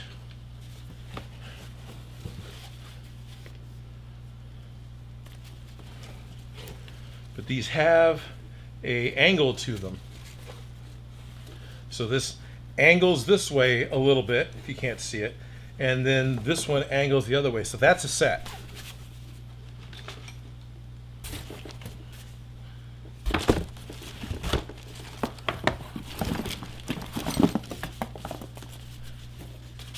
And that's a set. And that looks like I've got all the pieces that I need. Okay, good. There's also a kidney strap piece, but I'm not there yet. Creature cast and Plastidip. So what's the noticeable difference? Fumes. Advixen's asking what's the difference between me using Creature Cast and me using Plastidip. Creature Cast is a neoprene-based sealant. Well, it's a water-based neoprene sealant, better way to term it, which means it's generally considered non-toxic. Don't drink it, but it's generally considered non-toxic. Plastidip is a xylene and naphtha-based plastic coating, and xylene and naphtha are gases and chemicals you don't want on your skin and you don't want to inhale. So what's the difference? Non-toxic. Also, neoprene is one that's more UV stable. Neoprene rubber is what wetsuits are made out of. It's foam, but wetsuits are made out of neoprene. The mats you use to go down water slides are made out of neoprene because it's a UV stable compound. So having a neoprene rubber based coating on this stuff with different hardnesses means they're going to last longer than latex rubber would. I've got a bottle of neoprene that is supposed to be more latex-like in as far as its flexibility. I don't think it'll do the stretch that latex does, but it'll have the flexibility it does. And then we've got a couple bottles of semi-rigid that Jerry sent, and then another bottle of rigid that I had bought. So we've got lots of different hardnesses. I need to play with it more. Then what's the other difference? You can buy Plastidip in an aerosol can, so it just becomes a rattle can like spray paint, easy to apply. Don't spray it in your apartment. Don't spray it in your garage without some massive ventilation. Go outside. To spray Creature Cast, one, you're committing to buying it by the gallon or half gallon, but anyway, you're committing to buying like an $85 gallon. But you pretty much need to have an air compressor and a high velocity, low pressure air gun, HVLP air gun, to be able to spray the Creature Cast and apply it. So there's additional tool cost setup. Long run, Creature Cast is going to be cheaper because the air compressor and the HVLP gun, if you take care of it, is going to last you a very long time. Whereas your rattle can of Plastidip, great if you're a hobbyist and you're just doing this as a cosplay really quick and you want to get it done. That $12 can of Plastidip, once you're done, the entire mechanism becomes disposable and you're buying a whole new mechanism all over again to keep going. You know, whichever works out. I've still got cans of Plastidip. I'm still going to use Plastidip. I'm just excited that I've also got Creature Cast now too. Okay, so nope, it goes this way.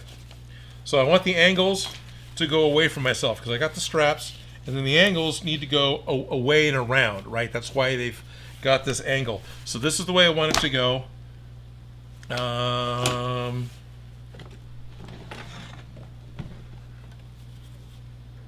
So I'm this way. I want the angles to go away from the center of the body. I want to go this way. And I want to put the straps on first because there's padding that goes over this, and I know I'm going to need to adjust. I know there's lots of different ways you can attach a strap to your Proton Pack. I know I'm going to need to adjust this I gotta remember it goes this way and through and around.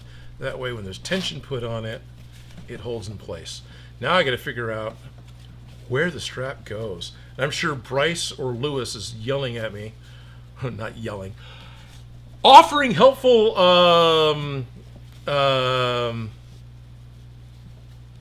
tips on how much strap needs to be there. I'm very excited that I've actually got surplus straps for this too. Jumpsuits, so you definitely have enough from some barf. Yep. Also, did you hear Candy Sun will cameo in the new Spaceballs? I did not add Vixen. But I do have a barf work in progress that's been sitting for years. And it occurred to me that Spaceballs 2 is coming, so maybe I need to get back on barf.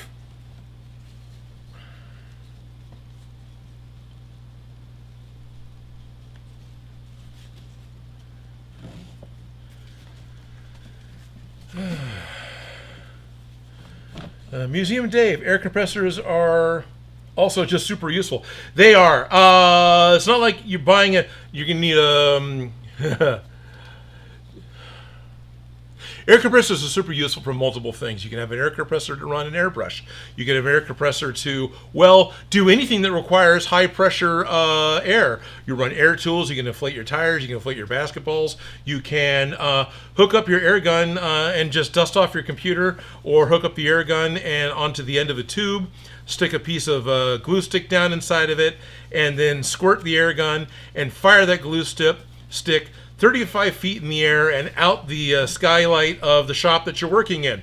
Done that a few times. So there's melted glue sticks on top of the shop that used to be the Play Studio, Play Incorporated shop.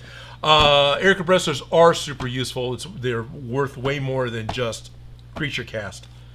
If you're going to do airbrushing and if you're going to do creature cast, you're going to want, this is the unfortunate part, you're going to want a slightly larger airbrush. You can get a tankless airbrush that will put out enough pressure that will basically just pressurize the hose, and that will be just barely enough to run an airbrush. That will not be enough to run a creature cast or an HVLP gun. You'll end up needing to get one that's got a tank. I've got two different air compressors here. I've got one of the smaller ones I picked up at Home Depot that has like a 1.5 gallon set of it's two tanks. Total is 1.5 gallons of volume of air that then gets compressed. That thing never stops running and can barely keep up with the HVLP gun. So you'll need to get an air compressor that's got enough tank to be able to handle the output. That air compressor is great for airbrushing. It works really well for airbrushing. It's just the larger guns need more movement of air. It becomes something you need to look into. But it does also work. So that was like $120 or $100 air compressor. It did work. It did do the job. It worked a lot to do it. Now that I have one that's a standing air compressor that's got, a 30-gallon tank or whatever the heck is on it. It's basically an air compressor that's built into a wheelie cart. So it's got a pair of wheels on it and a big pair of air compressor motors on top. And it does crazy amounts of air. That thing's great, and it'll actually fill up the tank and then be quiet for 15 minutes until you've used enough that has to fill the tank back up again. Air compressors. Okay, I've got the shoulder straps on. I think I've got them on the way I want them. Now I need to put on the kidney strap.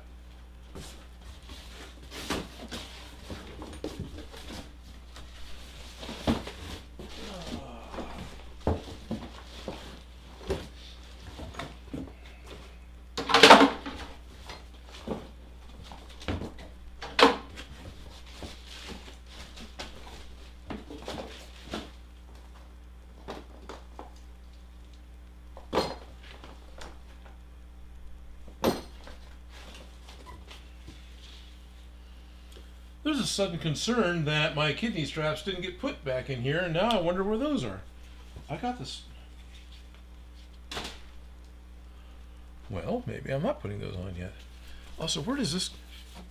Do these just go here? I think these just go here. Right? It's actually kind of on...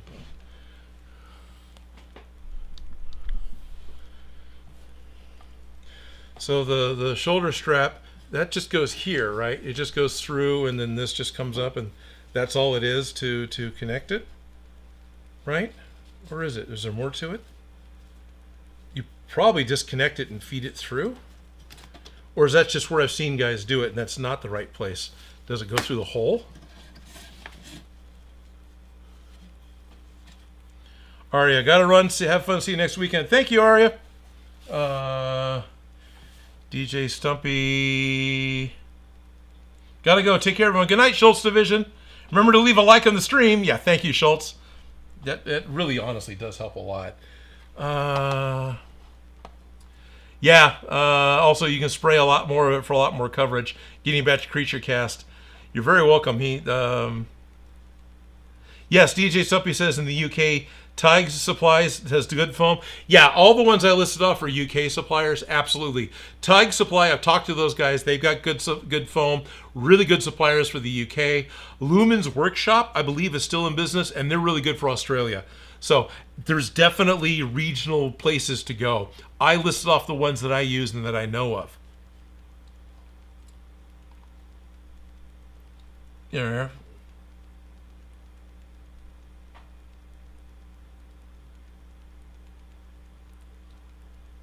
Okay, so I'm hearing the FlexiPaint needs to be thinned with water. Okay. So it's like, yeah, there might be a slight color difference with the straps, but it's just, they're surplus. That's just the way they're going to be.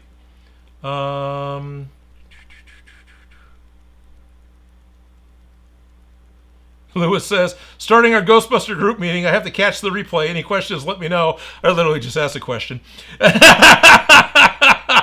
Oh, Ace, that's great. On the home stretch already? Didn't you just start this? Yeah, it's just been like a week. Isn't it amazing?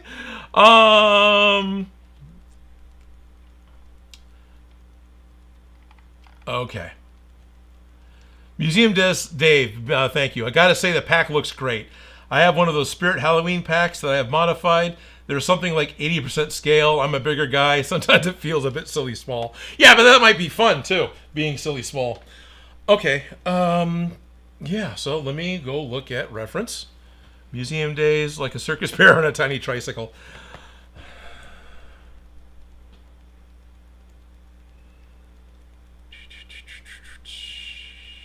Nice. I'm trying to look up the Murray pack reference images on my phone. I'm not just doom scrolling while you guys are watching. Did I kill the Murray pack? Yeah, I might have. Oops. Okay.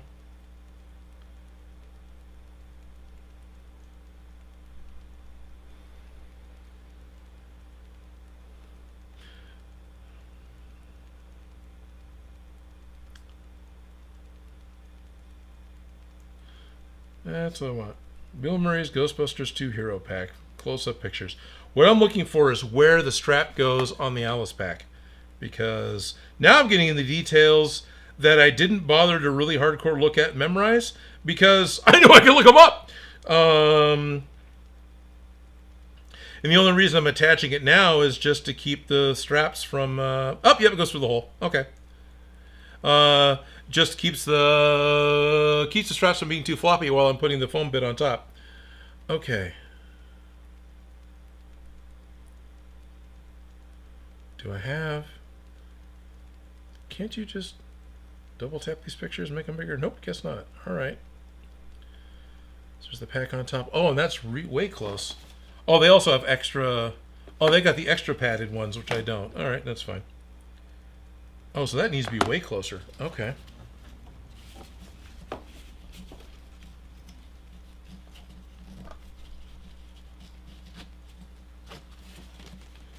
There we go.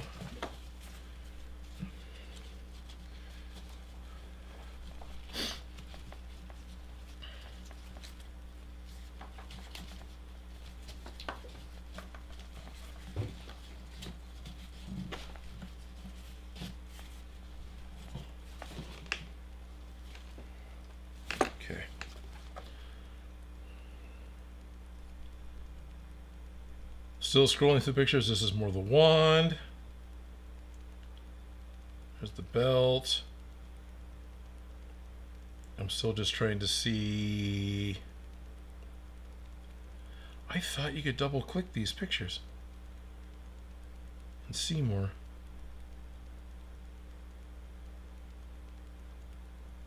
Okay, I can see it here. Yep, that's how that works. Okay. So I got the strap. I'm going to need to undo the strap, which is that. And then I'm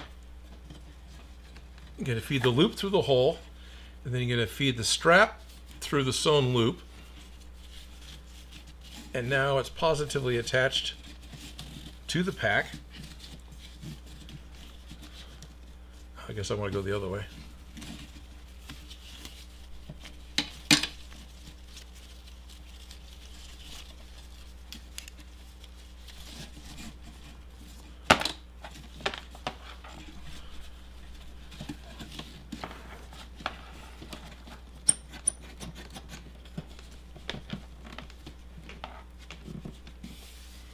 Okay, and then this ends up reconnecting up here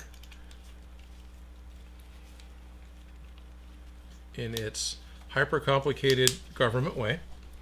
All right.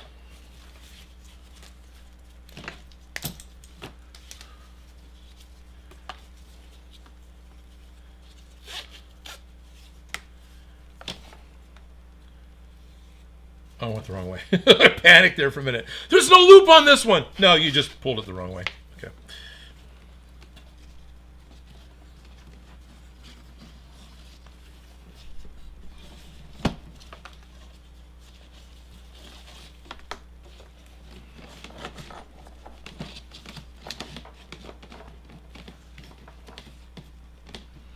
Okay, and through the holes makes sense because the holes on the Alice Pack frame here, it being a rounded hole as well as it's got kind of a bull nose put on it, is going to have a lot less stress on these straps than putting it in the triangle that I first did, where it's going to be a harder edge and that'll actually fray the edge of the straps over time.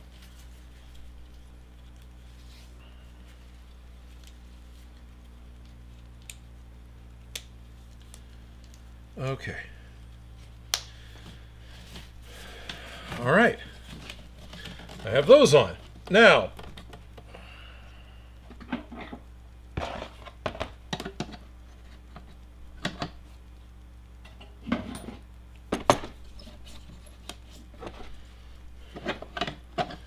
God. Oh, I'm on the right camera. Good. Okay. I'm not seeing my kidney straps, but I know I have them. But I'm not going to spend the time digging for them. I'll walk over here once and look really quick.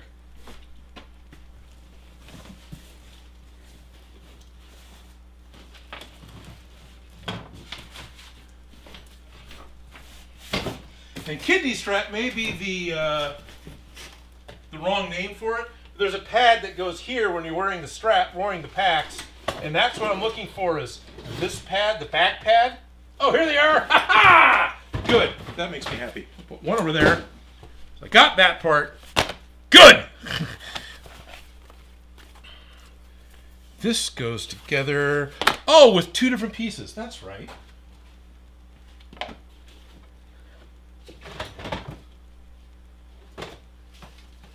And they're both here. Okay. That's right. So that one goes in there. So, we got the pad that goes up against the body. And then we've got the belt that goes around to hold it on, which hopefully there's enough here to go around my gut. So this strap goes through these giant D-rings, right? I'm probably gonna go the other way.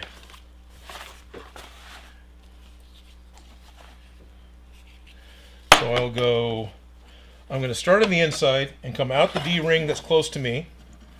Make sure I got this angled right because it's got this little nub in here.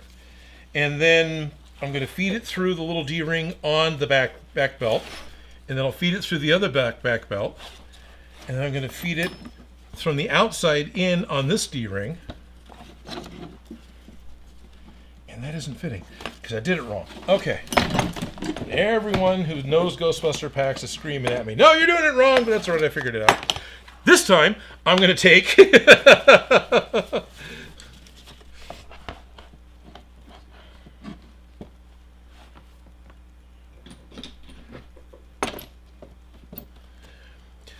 the kidney belt thing, and these I'll feed through. This makes more sense to me, too. I'll feed these through the giant D-rings, which is why the D-rings are giant. Yep, there we go. That's the right fit. And this has got some hardcore folding on it. Okay, and then this strap goes through the little D-ring. The little oblong loops. I need...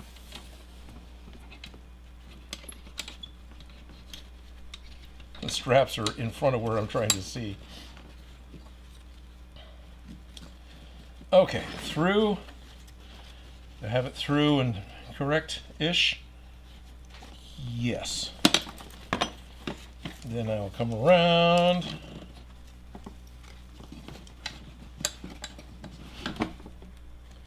And go through over here.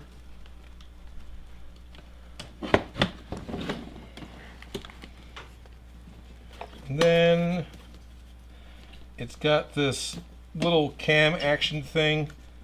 So all you do is feed the strap through it. It kind of goes over and under and around.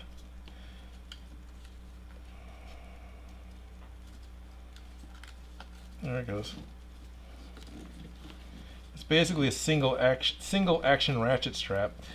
So fully extended, I'm going to tighten it as much as I can by hand.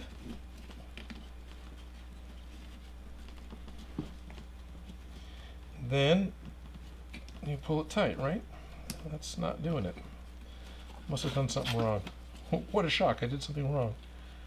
It's got a bite on it. Does it go? Does it go this way? Maybe it goes back against itself? That would make sense. No. Oh, now I'm fumbling hard. It sure seems like it wants to go this way. So if I go... No, it can't get in, so go...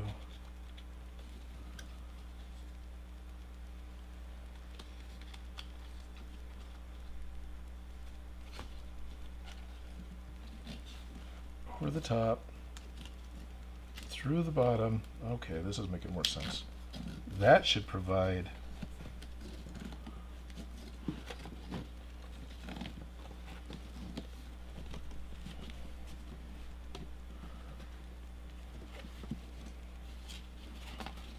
but it's not. That doesn't provide tension at all.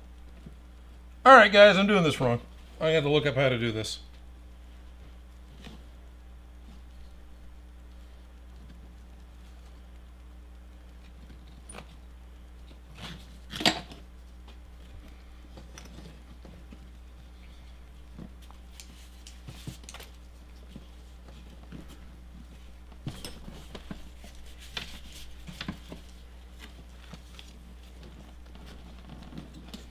Took these off so long ago.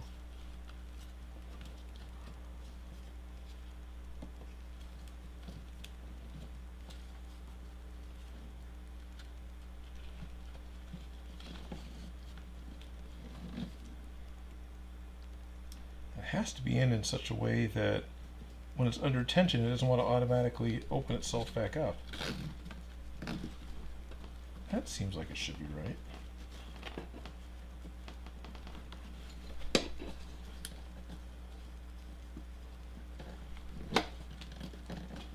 But I'm still, it's not right. It's still not gripping quite enough.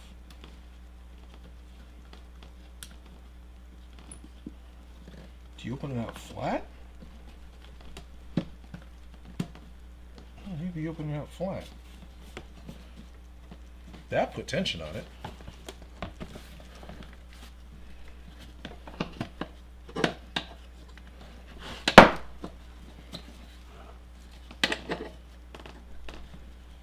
Now I don't have tension.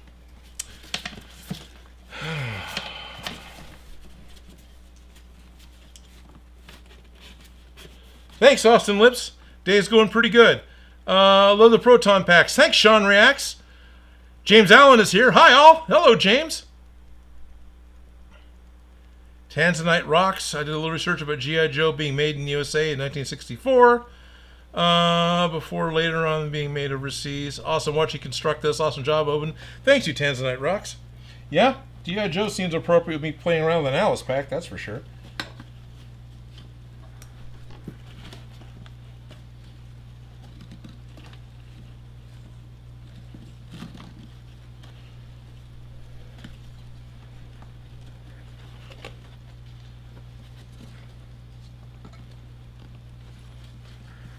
Okay.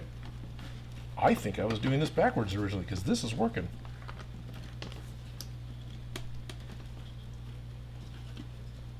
So that's getting a bite on it and moving it around. Okay. Now, I think I did that right.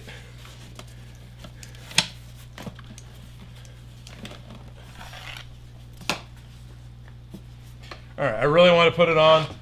Let's put the thing on so I don't bang my head on this pipe. So I'm sure I'll appreciate that. There's also a sticker I still haven't put on yet.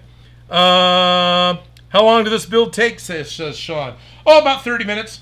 We've been at this dang near 2 years, 3 years. It's been a ridiculously long amount of time, but it isn't like I worked on it 40 hours a week. I worked on it 4 hours a month. And so 4 hours a month, you know, is what, 36 hours a year, you know, 40 hours a year. So, you know, and when we started, we were doing it weekly. So, you know, we're a couple hundred hours in.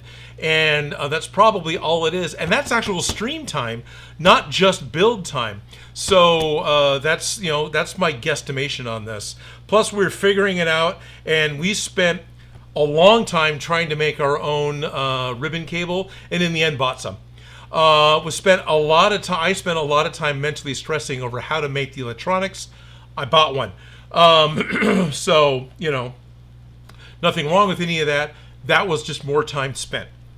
Are you going to put a whale sticker from the maker who did the decals? Yeah, I could probably put the whale sticker on here. 120, 140 hours or so is my guess. Yeah, Ralph, that sounds about right. Hey, Richard Stroh.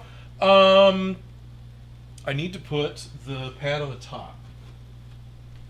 What I've got is some pipe insulation that doesn't look like it's thick enough, and a little bit of black, whatever, the packing foam that came with one of my laser cutters. So what I want to do is put the pipe insulation foam, which I'll actually have to split. Put that over first. Figure out where it goes. Okay. Oh, I put the scissors away, that's why I can't find them.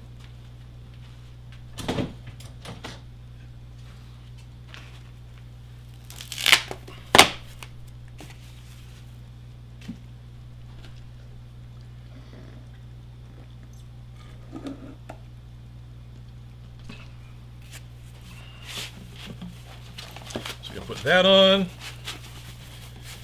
That seems pretty good. I got some bend on it. I like that.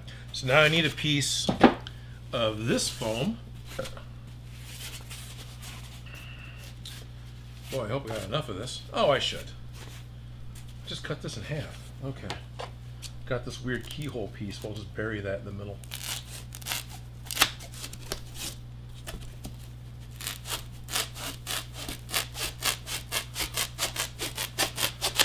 Probably do is just cut it here, just cut it at this point, and that'll be enough to get around it. Oh yeah, I'll be able to get like a wrap and a half and make this giant. I think a couple of you guys said add more padding than you think behind your head. So,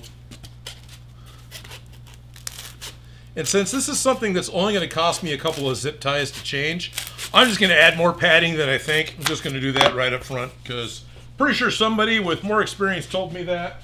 And I want to trust somebody with more experience on this. Oh, actually, look at that. I need to do this in strips because I got a middle bar in the way. I got a lot of pieces in the way. So this isn't going to be just a solid piece because I got stuff that's got to go around it. Oh, okay. Nope. I need to do just one wrap and like the other half. Okay, in order for this to work out the way I want it to. So we're going to go fit like that. Then we'll just grab a knife of some sort, make a mark.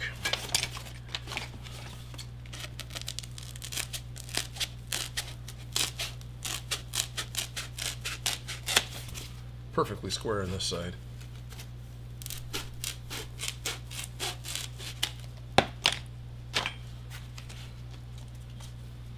Throw a little tiny piece away, save the slightly bigger piece. I could contact cement this.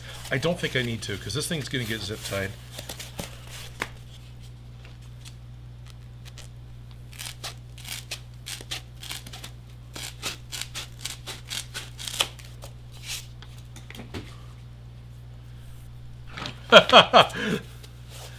Hey, Richard says, I'm going to start the wands for you guys soon. I've been working on my 3D printer. Thanks, Richard. Actually, we got, that'd be cool. I'm not against that. That's awesome. Totally happy to share those and show those off. We, with Louis Causey's help, we got a hold of a pair of the HasLab wands. So I've got a wand. I've got a pair of wands that are kind of ready to go. Should have. Yeah, right? Intensify. What else am I missing out on here? Which other button is it? Well, isn't this the fire? Okay.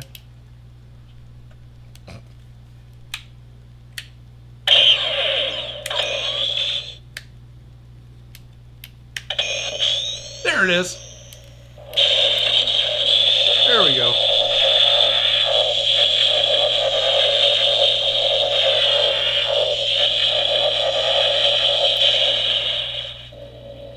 And yeah, if I do it long enough, it'll overheat. So cool. Yeah, so we got ones that make noise.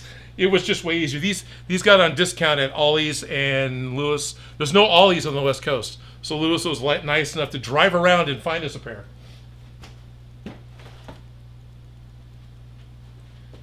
Zip ties.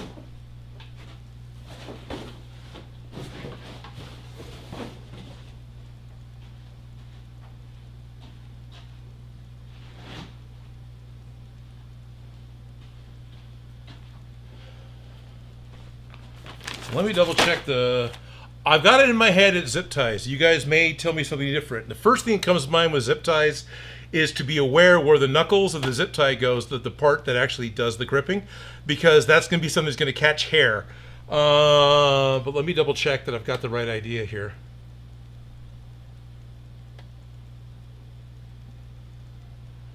Because it could just be electrical tape.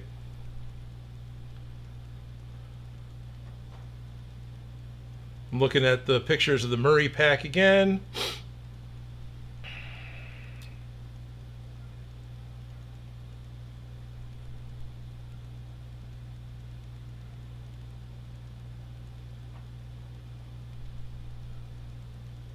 Odin Makes captures ghost.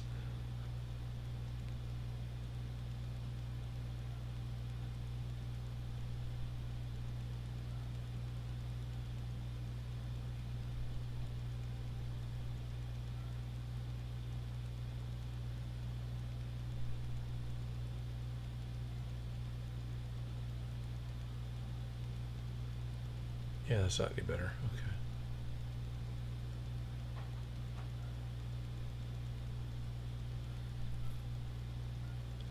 I thought there was a really good side view of, yeah, there it is. It's got all sorts of stuff put on it. But yeah, it looks like it's zip tied. Main thing is, I don't know if I've got long enough zip ties. I'm going to have to do, they're going to have to do double duty. But yeah, they're, it's zip tied on. Okay.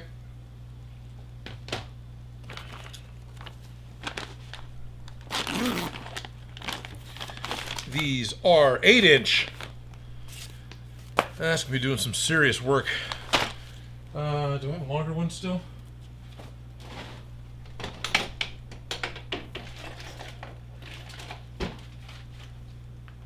These are... Well, to look at them, they're 8-inch. Yeah, these are 8-inch.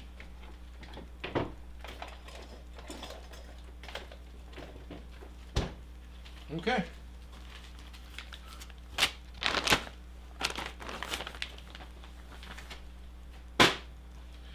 Eight-inch cable ties. 8-inch zip ties. That's what we got. That's what we're using.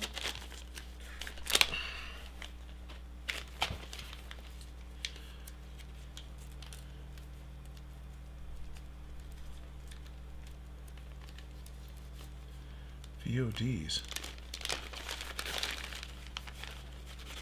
Oh, Museum Dave, right. Yeah, no. I'm not going to be building, I'm not going to be editing this down into a video. It's a good question. Hey, you know, Odin, you going to edit this? No. That's, it's a good thought. It's been brought up a couple of times. But, yeah, no, this is just strictly for the sake of it being a live stream. It was fun to do a live stream. That sounds like it's ending. It's not. We're going to keep doing all live streams. But I do not have any plans to edit this project down into a smaller video. It is always going to be just this. It's just going to be a live stream. All right, I'm probably going to need to go out and buy 14-inch cable ties, because I bet these are going to be hair grabbers and going to be annoying. But at the moment, I don't think I have any longer, except for I've got a couple of HVAC hair zip ties that are like 48 inches long, and that's a little too long. I put this one in backwards, and now it's not letting go. There we go. So I'm going to double them up.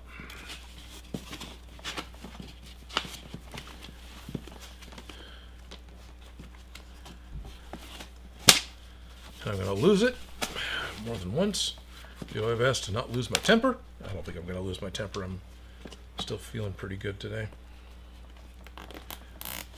Now I've got two of these zip tie knuckles, right? So what I want to do is make sure that one of them isn't going to hit me in the shoulder, and the other one is going to be in the best position it can be for not hitting my hair.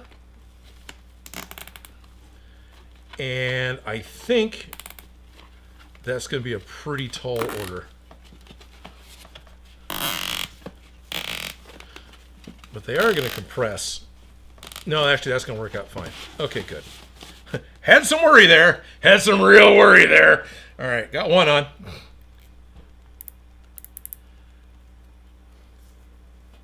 Oh, yeah, Dan Doesjunk's got a great question.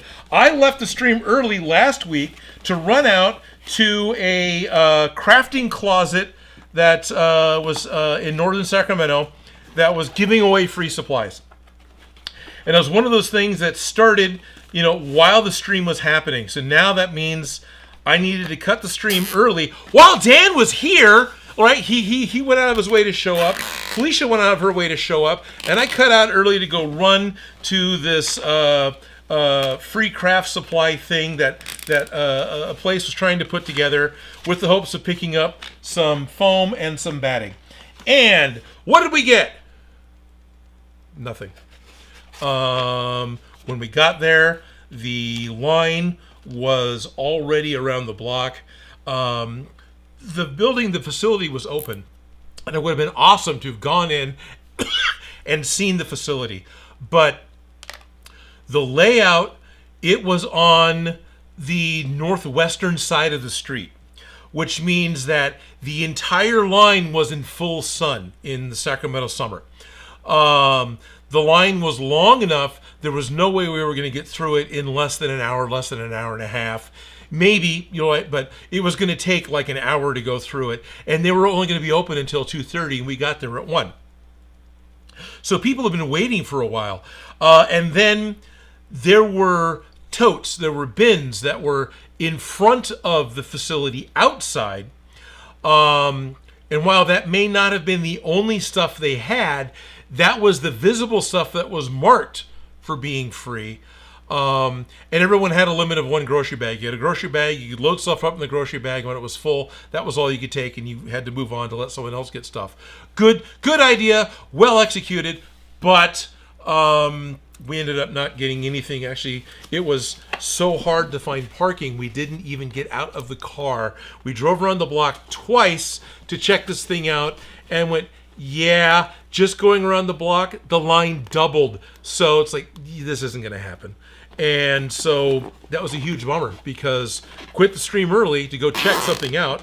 Did get to see the thing, did get to check it out. So those accomplished, but didn't get anything. You know, was it worth it? I know where the facility is. I would like to see the facility. What is the facility? It's not exactly a makerspace, but it has the same type of idea. They've got studios set up. This is in North Sacramento and Del Paso Boulevard. They've got studios set up where you can go and rent the space to be able to work on something. And then they have donated supplies that other people have donated that are free to use if you're renting the space. And it's not a monthly thing. You can just go and use it during the time that you need it, right? And that's all actually a very cool idea. Yeah, this isn't. But the end result was I quit the stream early to go run and check something out that ended up not panning out. And that was not ideal. Sorry, guys.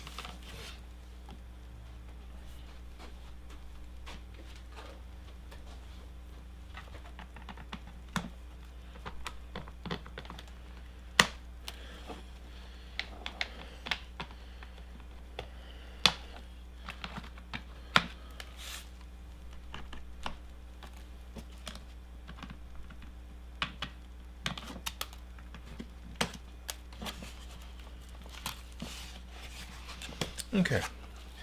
In the event that I did this wrong and zip ties are the wrong idea, you know, it looks fine to me. I can undo it. Nothing's glued. It's zip ties, you know. And what if the foam's ruined? I've got foam. I can make this work.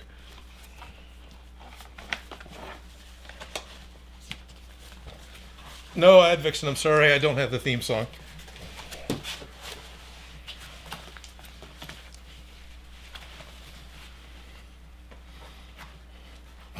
Putting a Proton Pack on. Sorry, Felicia, you're not here. I need an extension bolt like an airplane. Okay. Now, what is it? You pull. Yeah, that doesn't have any weight at all.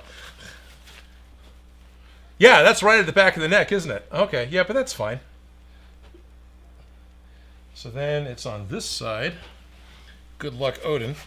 Let's see, where's it at? It's here. There it is. Okay. Do I look like the circus bear? It's not 80% size. If this was smaller, it would happen. I'm just a big, overweight guy, so things look smaller on me. Okay. I love the fact that it's illuminating the wall behind me. I can see the blue lights light up the wall behind me. Those are not dim LEDs. Needs sound. Yes, Mighty Guitar Mod, it does. Don't forget the room for the jumper and maybe an ice vest, right, Advixen? Ice vest, not quite yet, but yeah. Well, you got pizza money. Yeah. Thank you, Mighty Guitar Rods. I did. I appreciate the pizza money. Very much so. That is helpful. I should, you're right, don't forget to have extra length. I should have, yeah. Oh, is that what that other thing was?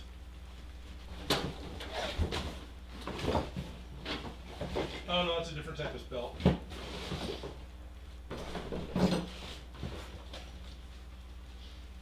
So what's going to happen is I'm probably going to need to find,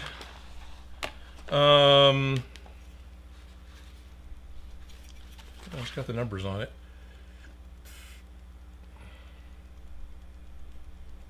It's a 2-inch quick release thing. So if I get another couple of 2-inch ones, I could probably make myself an extension belt that'll be able to go around my gut. Because They just have to look the same, right? I can put one set on my right side, one set on my left side, and that should be enough to get this to come around. Because I'm not far from being able to do it, but I'm, I'm a foot short. So, okay. So what's left?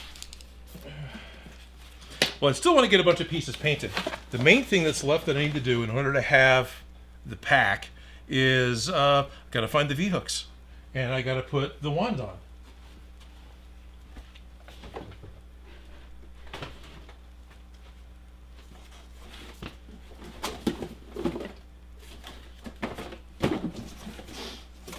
I wasn't here. No, that's not. Oh, that was dangerous. I was running out and picking up supplies just before the stream started, so I didn't give myself a chance to find all my parts. So now, while we're live, I'm scrambling around trying to find all the parts that I've had forever.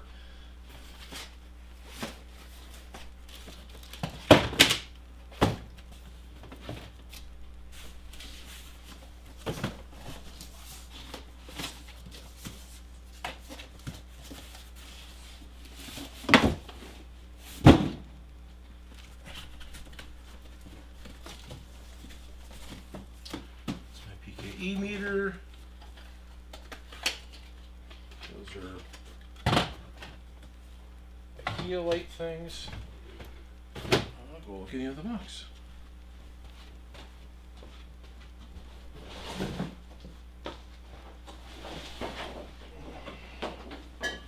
This project is in like 5 boxes.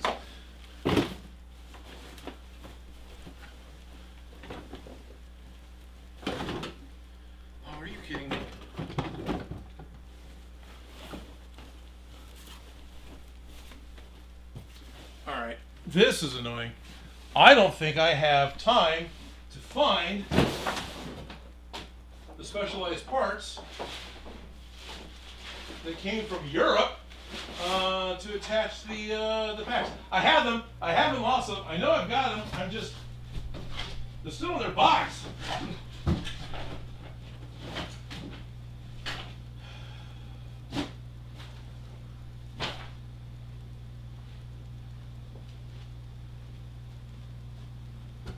But I moved. I moved the shop. It's still in their shipping box.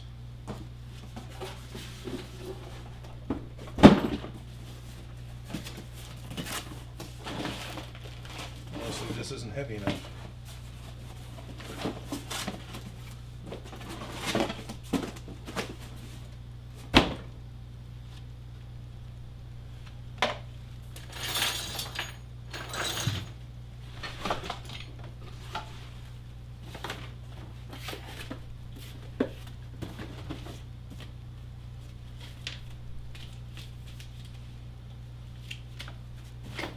Okay.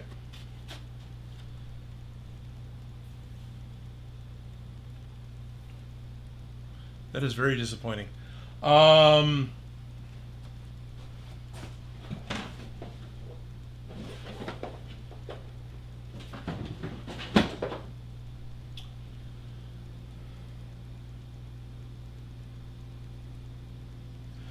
know I didn't throw them away. I know they're lost in the sense that I don't know where they are. However, I know they're here in the shop in the garage with me. I know they're probably in one of the boxes that had a lot of the stuff that either came. I've got a box that had stuff that came off the desk when we packed to move, and I have a box of stuff that came off the wall that was behind us when we moved. And that is where the V-hooks are. Which means I don't have the V-hooks handy to try and slap them on in the last few minutes that I've got going on here in this stream. Instead, let's look at trying to get the tube put on.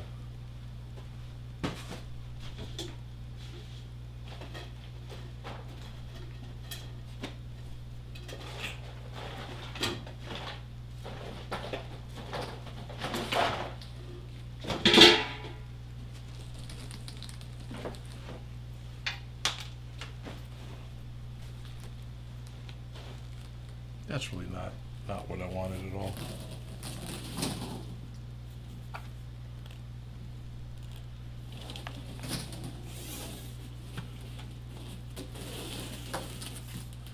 Okay. So I've got 3/4 inch non-split tubing.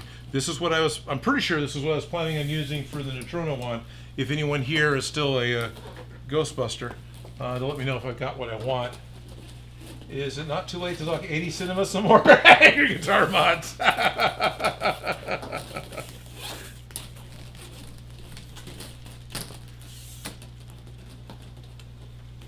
Leave it as a cliffhanger. Yeah, that's going to happen. It's going to have to stay as a cliffhanger for the next stream.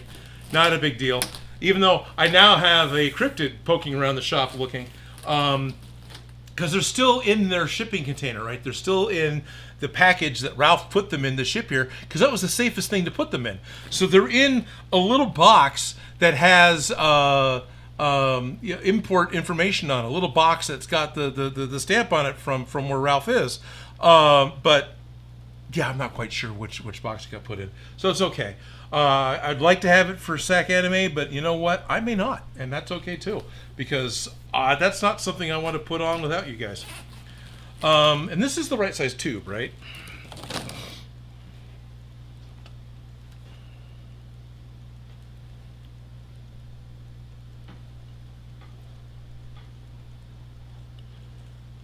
Now I'm getting distracted by stuff that's happening in Discord. Okay.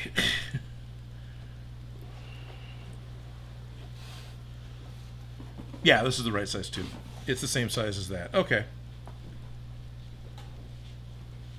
So the things that I definitely have left to attach to this, even if I get the wand attached today, there's a sticker that goes in the back. There's the whale sticker that goes in the back. These are a couple things. I'm going to wait for Felicia because I know it's a sticker. It's easy to put on. But it's one of those things that it's fun because I know she gets a kick out of it. And then attaching the wands, same thing. It seems like something that probably better to wait.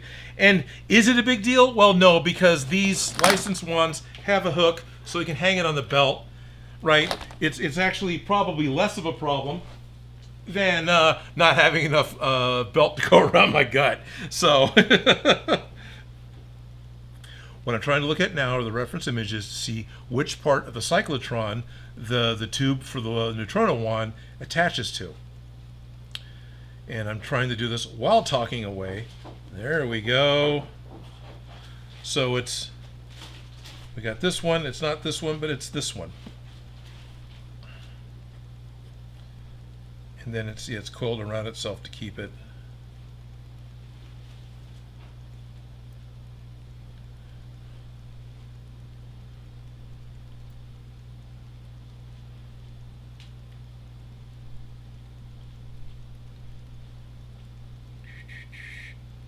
That's the other side, that's the bottom side, that's the other side, that's the side I want to look at. And there we go. So it's towards the bottom, close to the motherboard. That's good. And attaches here. Okay, like that. What I want to do, my plan was to take a small bit of wooden dowel and then have that insert into the pack, and then I can put the tube over the wooden dowel and zip tie it to put some strain on it, right? Looks like theirs is electrical taped, so maybe I should electrical tape it or both. And what I also wanted to do was not just go through the outside wall. I want to go through the outside wall of the cyclotron and then go through there's a secondary inner wall I believe I can hit, and that'll give me 2 points of attachment for this because I'm going to have some stress from this guy. And there's plenty here. I'll just cut this in half, and if I need to, some of the tube can go inside. So is this going to be...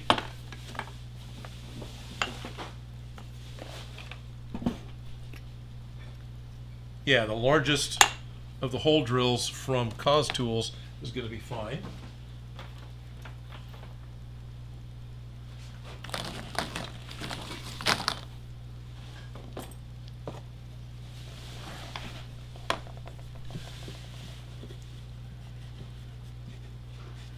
Oh, that's the hinge side. Oh, that's actually good. The hinge is going to be on the hose side. That's good. That means the hose isn't going to open up. You know what? That was not planned. That is a very happy accident. Okay. I need to miss the motherboard.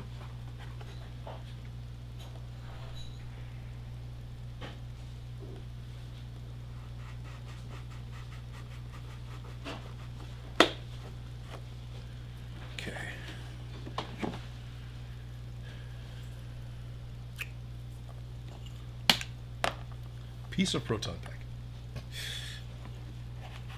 Yeah, that's a really good fit. Okay. It latched shut all on its own.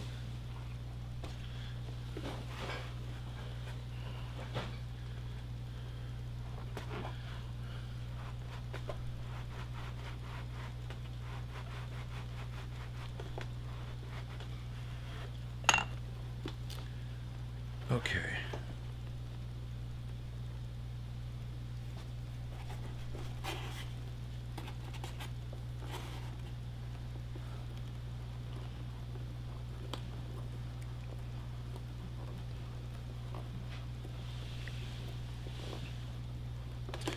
So what I'm doing, I've got the inner wall of the cyclotron tube, and then I've got the outer wall that I've already got my hole, right? So the tube's going through it to there, and I'm trying to cut a secondary. I had pushed the rod through and made a heavy mark on the foam, which you can't see because my wrist is in the way. So there's a heavy mark. That's an indentation from me shoving the wood through.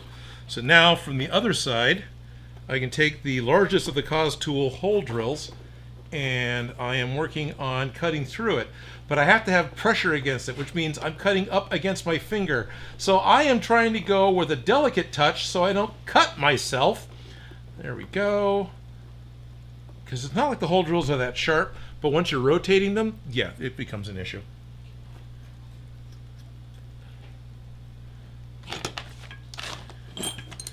And I can see one other thing I'm going to want to do that's working out in my favor.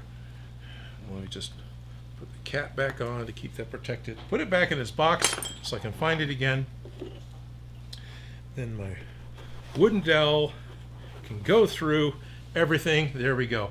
What I think I want to do now is, in order to put some strain relief on this, I'm going to go ahead and I've got one hole here. I'll put another one on this side, or maybe even up and a little closer, and I'll run a zip tie over it. So I can zip tie the wooden dowel up against the motherboard, and that'll hopefully help reduce this back and forth wiggle motion that I'm going to get. Because it's all foam, it's going to give. So I need to do something that'll make this more secure. And yeah, I've got plenty here. I can just, first thing I'm going to do now is go run over to the bandsaw and cut this thing in half. Or not, because I got a lot of crap in the way.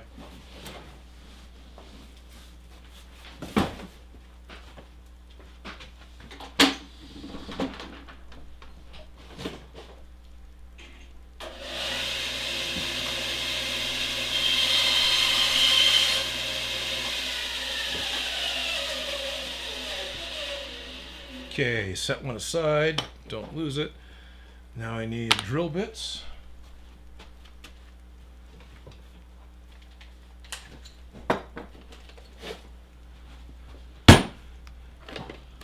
Gonna run a little long, but I'm gonna get the wand put on this one.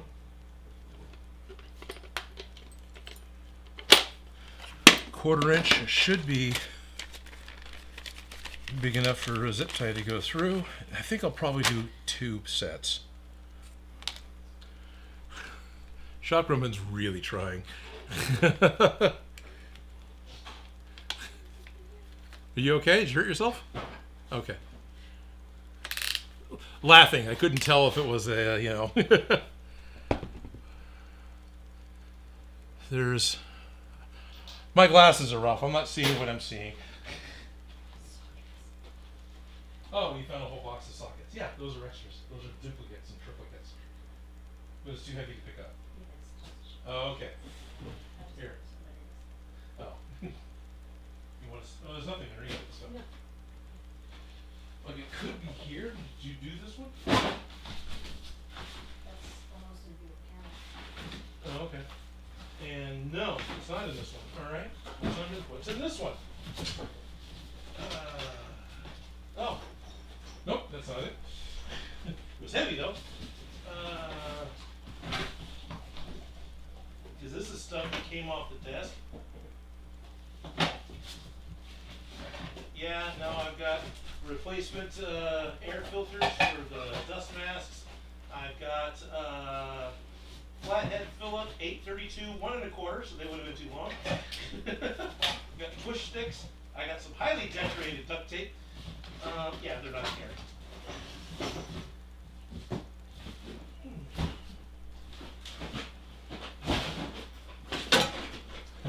Highly decorated duct tape. You guys can't see it, but it's this is some seriously abstract floral art stuff. This can go to cosplay repair this time around. It might be fun. Back to what I'm doing. This is my tube to attach my. It's there. I'm gonna want something that I can mark with. I can just scratch. So it's here.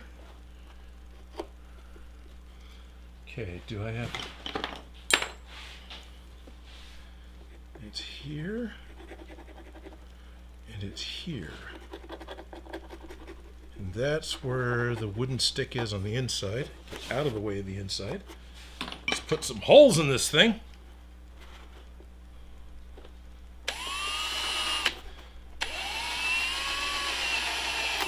Yes, I'm missing my fingers.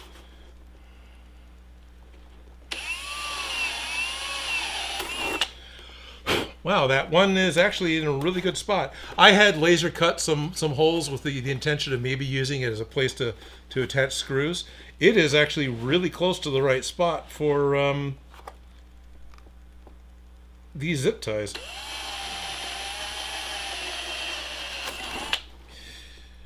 I'll do another set a little closer. Now, something I'm worried about. I don't want the ratchet knuckle thingy to impede the closing.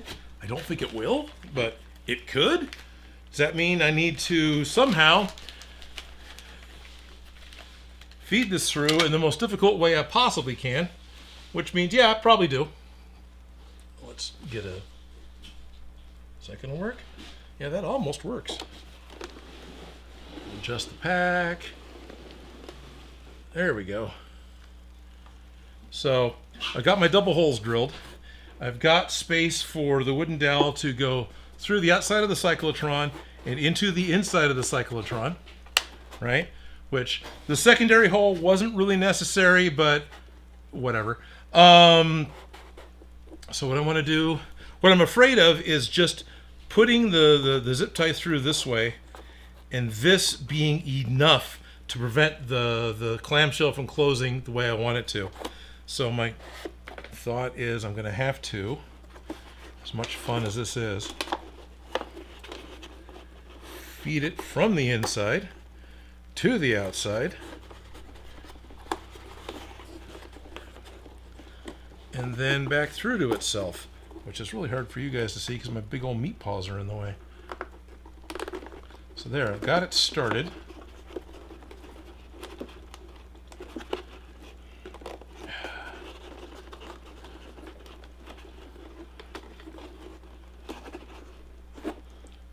I still got it. That's right. Okay. Got it started. Come on, zip. You're just not zipping. You're being a... You're not doing the whole zip tie thing. You're doing the I'm going to sit here and be a butthead thing. Let's put the other one in.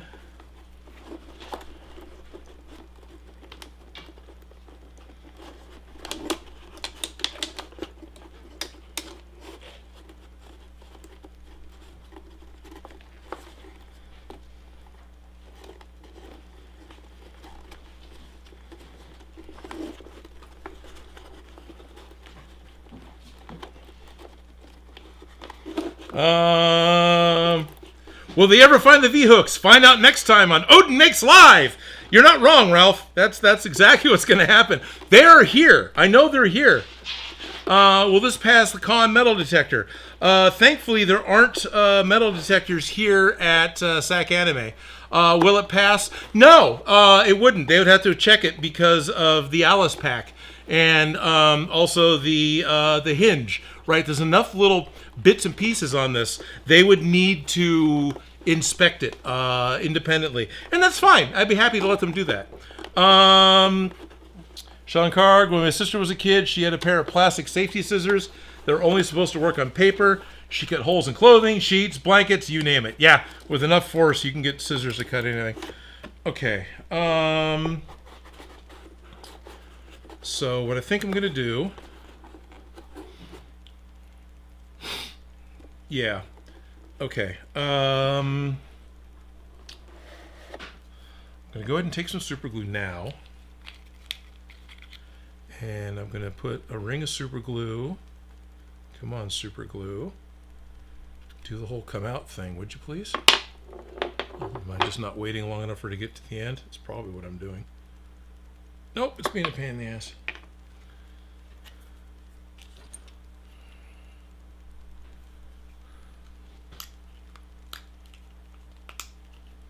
Trying to use the back of the blade to just pop the dried glue cap off the end of this thing.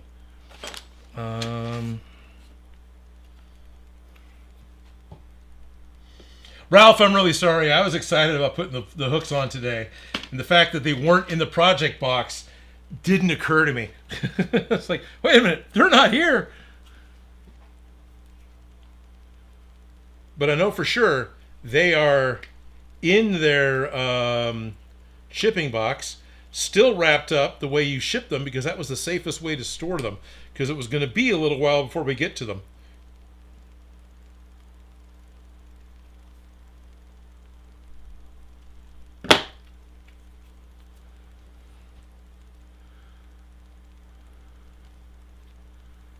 Come on. There it is. Put some glue on it. All right. I'm going to feed it through the hole, which is going to smear the glue a little, but that's okay. And it bonds pretty much immediately with foam, which is really nice. I'm going to put some on this end too. Again, just the foam. Nothing terribly exciting. But this is giving 2 points of attachment for the this thing. Oh, there it is.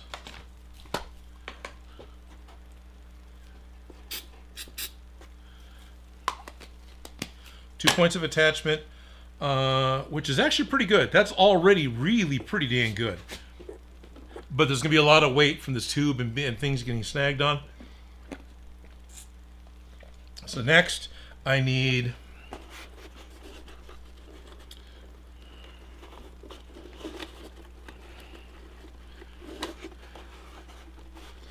I'm going to need pliers so I can get a hold of this thing. I'm going to pull the knuckle up to the hole and just zip. Would you zip? Yeah, it's zipping.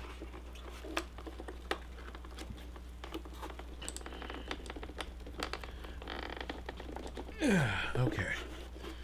And then do that again to this side. And the idea with this is now I'm giving a so I've got glue, so I've got a chemical adhesion, right?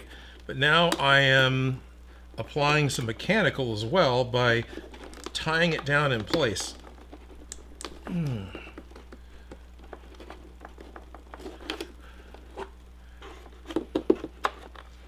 That's the hope.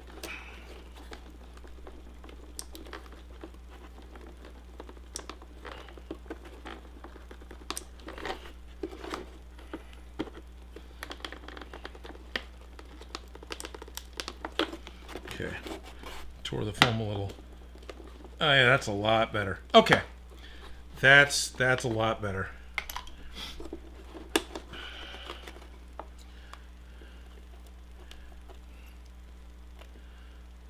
Come on, super glue. Do the whole dispense part. Here, I'll put a little on top against the wood too. All right.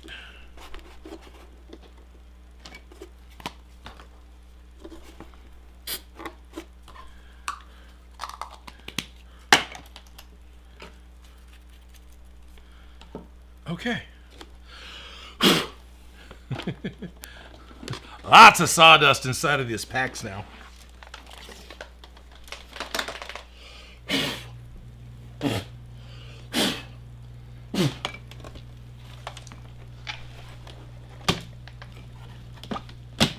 There it goes.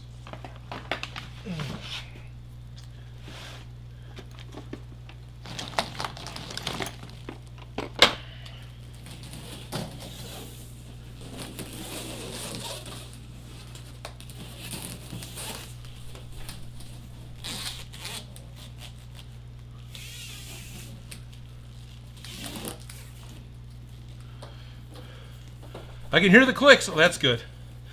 Oh, that's good. Ralph says it's okay. I'm just laughing at you from over here. That's fantastic, Ralph. Nah, seriously, though. I know we've got it. It's safe. My knee hardware passes the metal detectors. Oh, that's good. The zip tie isn't zip tying. Right.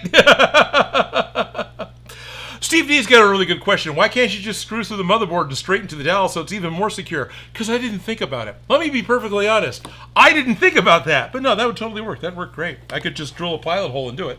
But at the moment, I'm okay. I don't mind where it's at. As I touch the wet glue on the outside. So let's give this a little... And honestly, that's still a doable thing. I could still drill a pilot hole and run a wood screw through the... It's a double thick motherboard, right? I got 2 layers of 3mm plywood, so 6mm thick, up against the dowel. Totally, I could put a couple of wood screws there, and that would be very secure. Even just one. How long should this hose be? And I'm thinking in half is probably too long, but maybe not. So let's just do in half. Let's just take the full 10-foot length.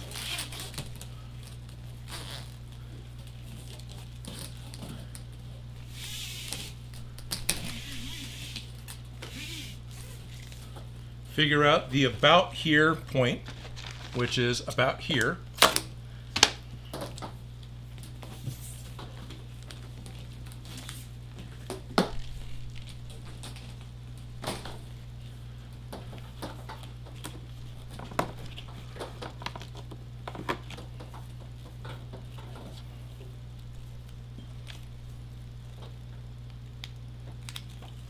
Let me hyper-focus on a small detail that we can almost guarantee doesn't matter.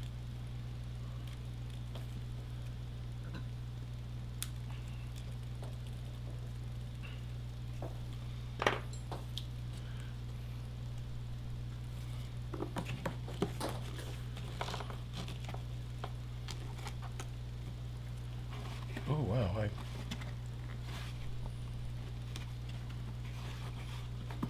Oh, it hit the pack. Oh, that's not what I wanted at all. Just realized that forcing the pack open too far is bending the wall of the cyclotron in because it was hitting the side of the Alice pack frame.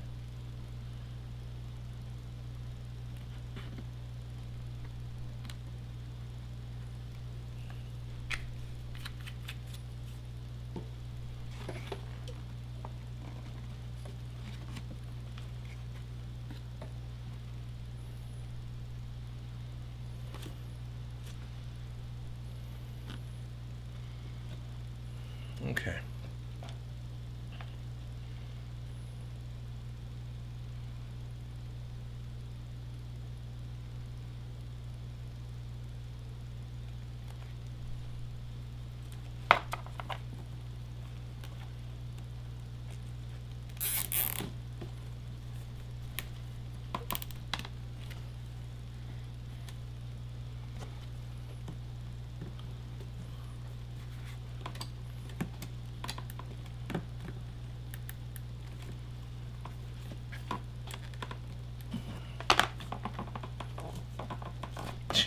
I thought I might have to put 2 zip ties on. Nah, I think I'm going to be good with one. Okay, well, it moved. That's not what I wanted. I don't want to super glue the tube, though. I don't want to make the tube permanent like that. I mean, part of me is like, yeah, just super glue, it'll be fine. Yeah. I just don't want to...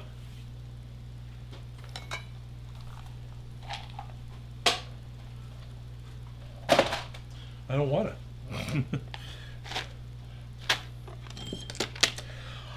In the event that I have to take it off later for something that I'm not realizing I did wrong now, I don't want to make it that much harder on myself.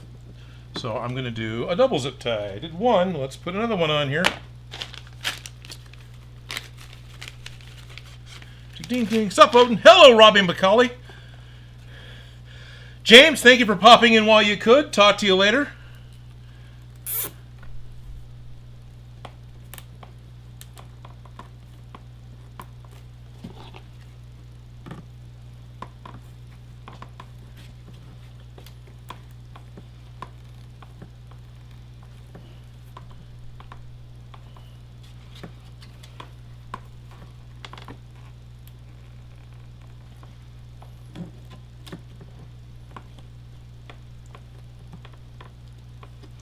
Like, one of the things I know I could do if I needed to, if I can't get enough tension by just compressing the tube, I could actually split the end of the tube, lay it over itself, and then zip tie it. And I could get compression that way. But I think I'm going to be okay here.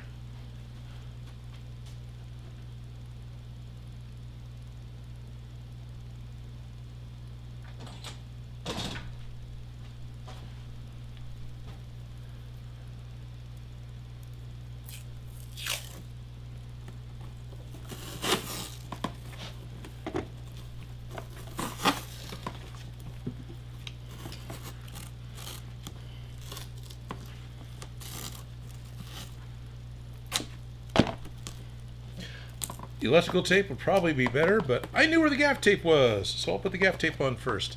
And that's going to help cover up the zip tie bumps a little bit. Okay, I've got the hose in the pack. I've got and the pack is doing the whole light up glow thing. Now that needs to go there. This side probably will need a slit to allow this to compress enough. Okay.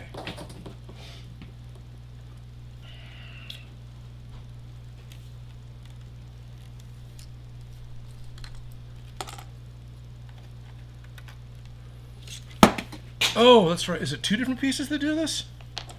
I just dropped the batteries out.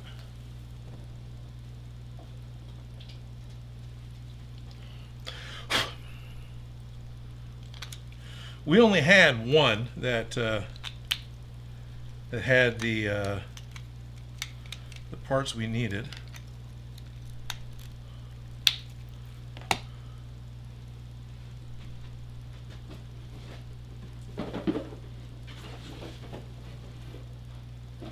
That's the empty box.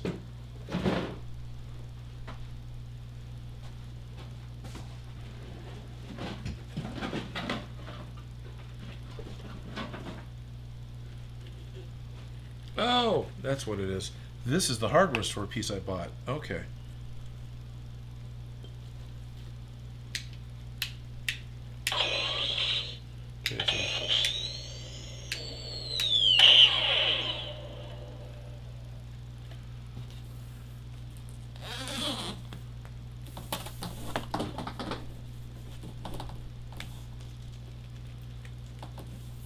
That's pretty cool.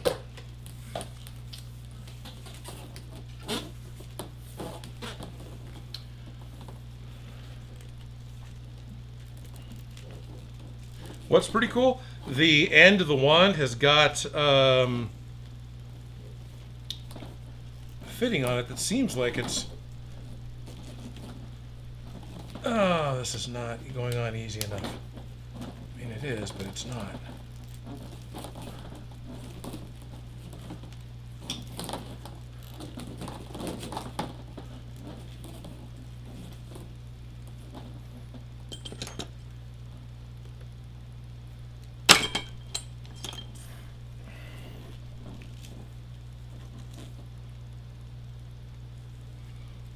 Nice. Steve D says, "Oh shit, you're right." Oh man, I'm sorry. I didn't realize I was still on that. Oh, I must have hit that when I was digging for something. I'm sorry, guys. Wow. I'm into what I'm doing. I'm really sorry. How long has it been on that? So I've got the hose here, and I'm playing with the wands, and I'm trying to get the hose to fit on the other wand. And this wand is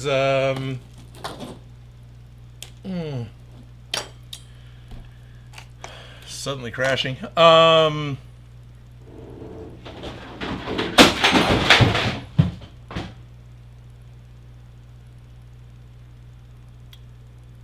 That sucked.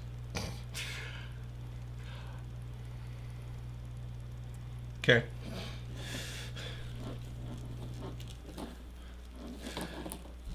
Crap slide. I'm okay. Everything out here is okay, I think. Yeah. Had too much stuff stacked on top of something else and it collapsed. Nothing to do with the digging that we were doing earlier. It was just happened.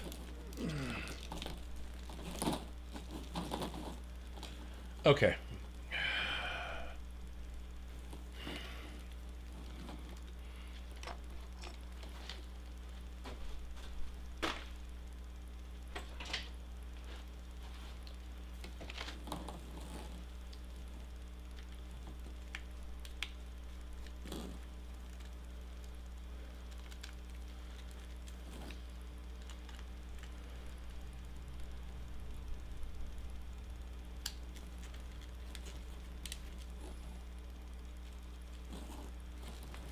There it is. Okay.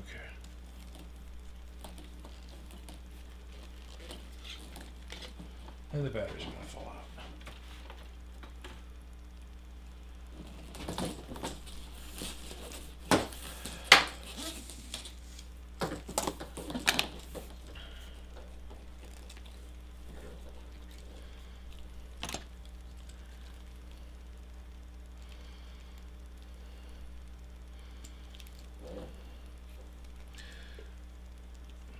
So at this point, I am just trying to... The Hasbro made fitting looks like it's made specifically to fit inside of this type of corrugated loom tubing. It's not split, it's just the corrugated tubing. You know, I want to call it split loom, but it's not split, so it doesn't just make it loom. So I'm trying to just get it to go on without having to do anything else additional to it. I think it's working.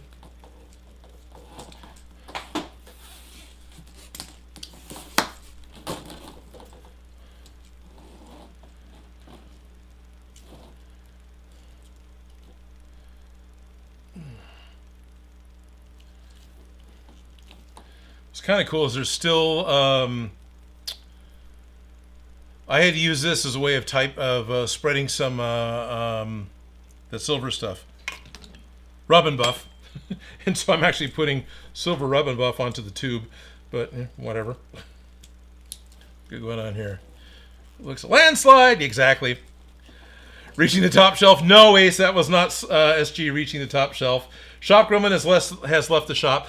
There is a thing that opens up on the top of my toolbox, and I had set some boxes on top of it, so they were empty, but it still became enough weight that that upper thing finally closed, and what we heard was them sliding off and hitting the floor. I don't think it hit anything. I don't think anything got hurt. Haven't gone over to look yet.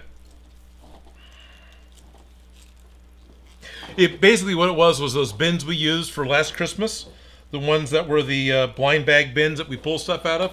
So it was those plastic bins. So they got some weight, and it was just finally enough that it caused everything to fall, which is like not ideal. But yeah, that's what happened. That's what you get when you just stack stuff up outside because you haven't bothered to build real shelves to put stuff on. You're just like, oh, I'll just stack it, it'll be fine. And it was for a while. Okay, I'm gonna call it quits because I'm not getting this last little bit to go on, but I don't feel like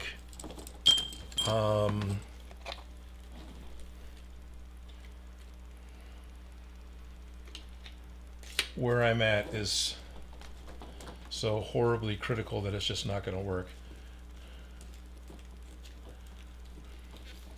something I can fight with later.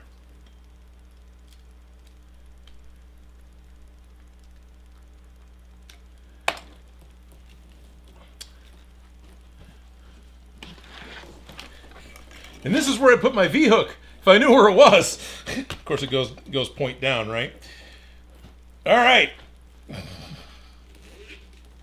This has been a really long time coming. Come on.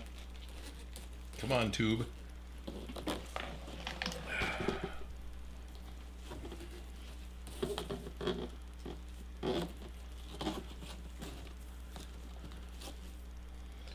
So it's able to spin around the bottom of the wand, which is really good. But because I've got the harsh zip tie up here, it doesn't spin against the cyclotron. And so that could end up being an issue, but I'm hoping it won't.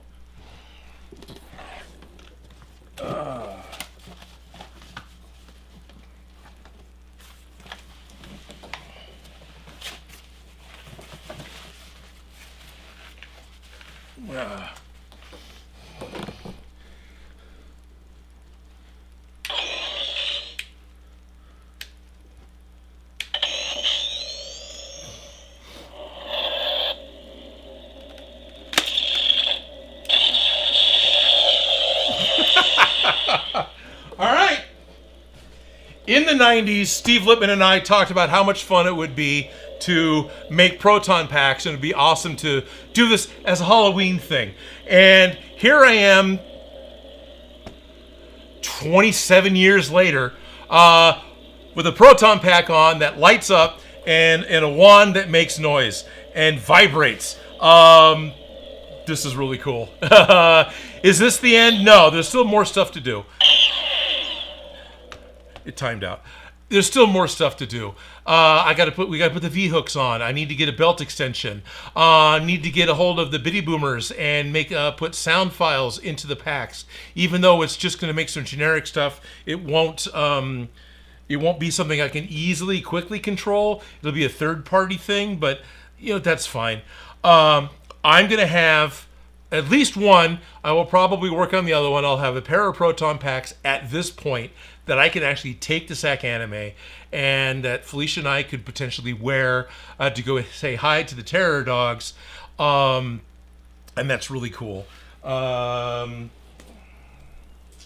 a belt on. I can't see it. It's beyond the horizon. There we go. So there. Yeah. One of the things I got to do is figure out a way to take something like this piece in my hand here. This is a piece of drip line tubing, and I'm wondering if there isn't a way that I can make this fit and work with one of the battery caps that doesn't have a nipple on it for the other wand, because this was one of the parts that we were missing, because some of the parts weren't in the box. But you know what? We got the important parts, so that's not a big deal. Yeah, this is really cool. How am I going to do this? Well, that's going to take some braining. I don't want to brain right now. I'm wearing a Proton Pack. I'm wearing the Proton Pack. Ace says, nice! Thank you, Ace. Looking good. Thank you, Ralph. Now, if you had the V-hook, could I reach it? Okay, that's a fantastic question. So let me look so I make sure the V-hook, yeah, it goes on this side, right? And the V-hook is going to go wide to skinny, so it would have to go here. Now I'm trying to do this when I'm not looking at a mirror.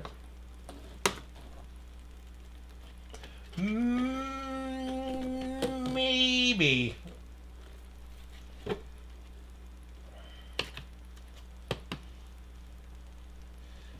Okay.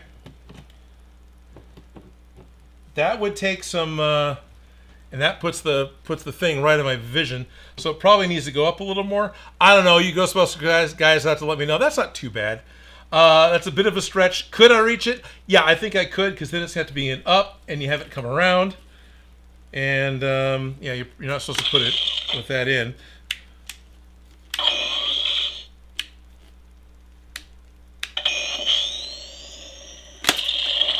It's fun. I love making stuff. I love building things. Having a toy that works, that looks right, that has the right sounds, I never had that as a kid. I never had that in my 20s. This stuff wasn't available in the 90s. It still wasn't right. All the phasers that Playmates made for Star Trek still had the same problem of being undersized in order to get a certain price point and manufacturing price point. And this is what I want. This is the desire to have toys like this, props like this, costume pieces like this, that's as accurate as I want them to be to the movie is what got me started and going. So I've got a pack-on that I've made. I've got a wand that I didn't make but totally happy with. I've got a set of wands we can still build. It's probably not going to happen because moving on to something else. But, yeah. Oh, that's cool, Ace. Thank you. The smile is worth all the time invested. Thank you. Should work with a bit of practice. Thank you, Ralph. I agree. Oh, no, the pack is wearing you. Yeah, basically, Ad Vixen. The pack is more famous than I am. So, yeah, it's wearing me. It's 2:30 here. I've gone a little over, but that's okay because it was important to me to get to this point so you guys could see me smile and be happy with it. Yeah, this is cool. In September, so I'm going to go to SAC Anime next. At this point, I so badly want to say, I know there's lots of different ways you could make a Proton Pack. But this is how Odin makes.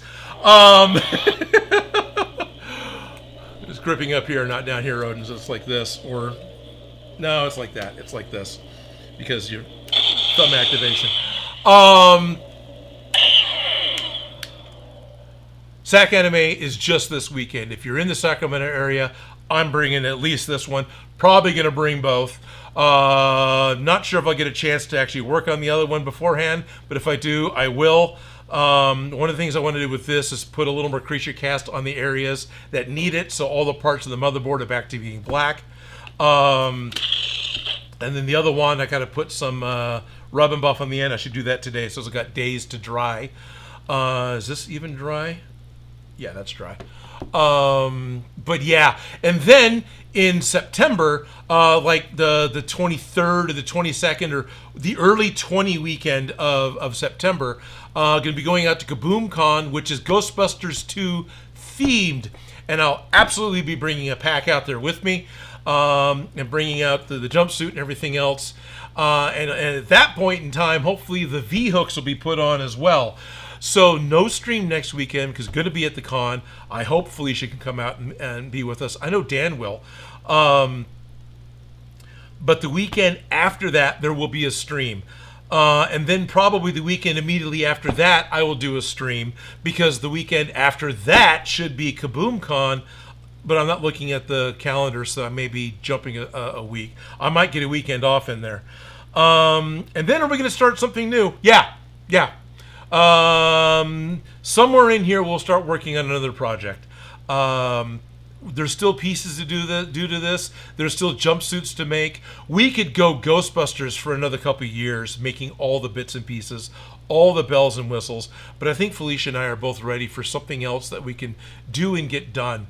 But we can still do Ghostbusters parts. So I don't know. Anyway, thank you all very much for hanging out with me today. Thank you all very much for all the support and help you've given, with both being members of Patreon and Discord, and just being a good voice in the chat, giving pointers and giving suggestions, giving ideas for how we should be going about doing this. I'm wearing a freaking Proton Pack. Thank you guys for being part of this. I'll stream a bar to my supermarket soon after this. Excellent. So immediately after this stream, hop over to the Dan Does Junk channel, and you'll be able to see him do his supermarket game that he's been working with, which I think I know which game this is. I think I've seen this played, and this is a lot of fun. Good work from Austin Lips. Thank you. Sean Karg says it looks awesome. Thank you. Pictures of the con on Discord, please, Ralph. I will do my best. I've gotten really bad at remembering to take pictures of the con. But yeah, because Arya's going to have Stompy there as well. What if we work on the other one at the con? Not a bad plan, Dan. That's something I could probably do Friday morning. clip it, then send it to Felicia. Ace says, happy for you, man. Thank you so much. Adaptable Gamers is here with a trophy and a happy heart and a big high five. All right, everyone. Oh, that was weird. I hover zoomed on Dan's logo, so I got this giant picture of Dan on my computer screen. All right, everyone. Just like Joel Telling says, high five and stay cool, which isn't what he says. That's something about high five. Anyway, it's been a while. Thank you all for hanging out with me. Thank you all very much. I'm super excited that at this point I'm wearing a pack. And so thank you, and thank you. See you guys. I'll have pictures up from the con, and then I'll see you guys in 2 weeks for the next stream.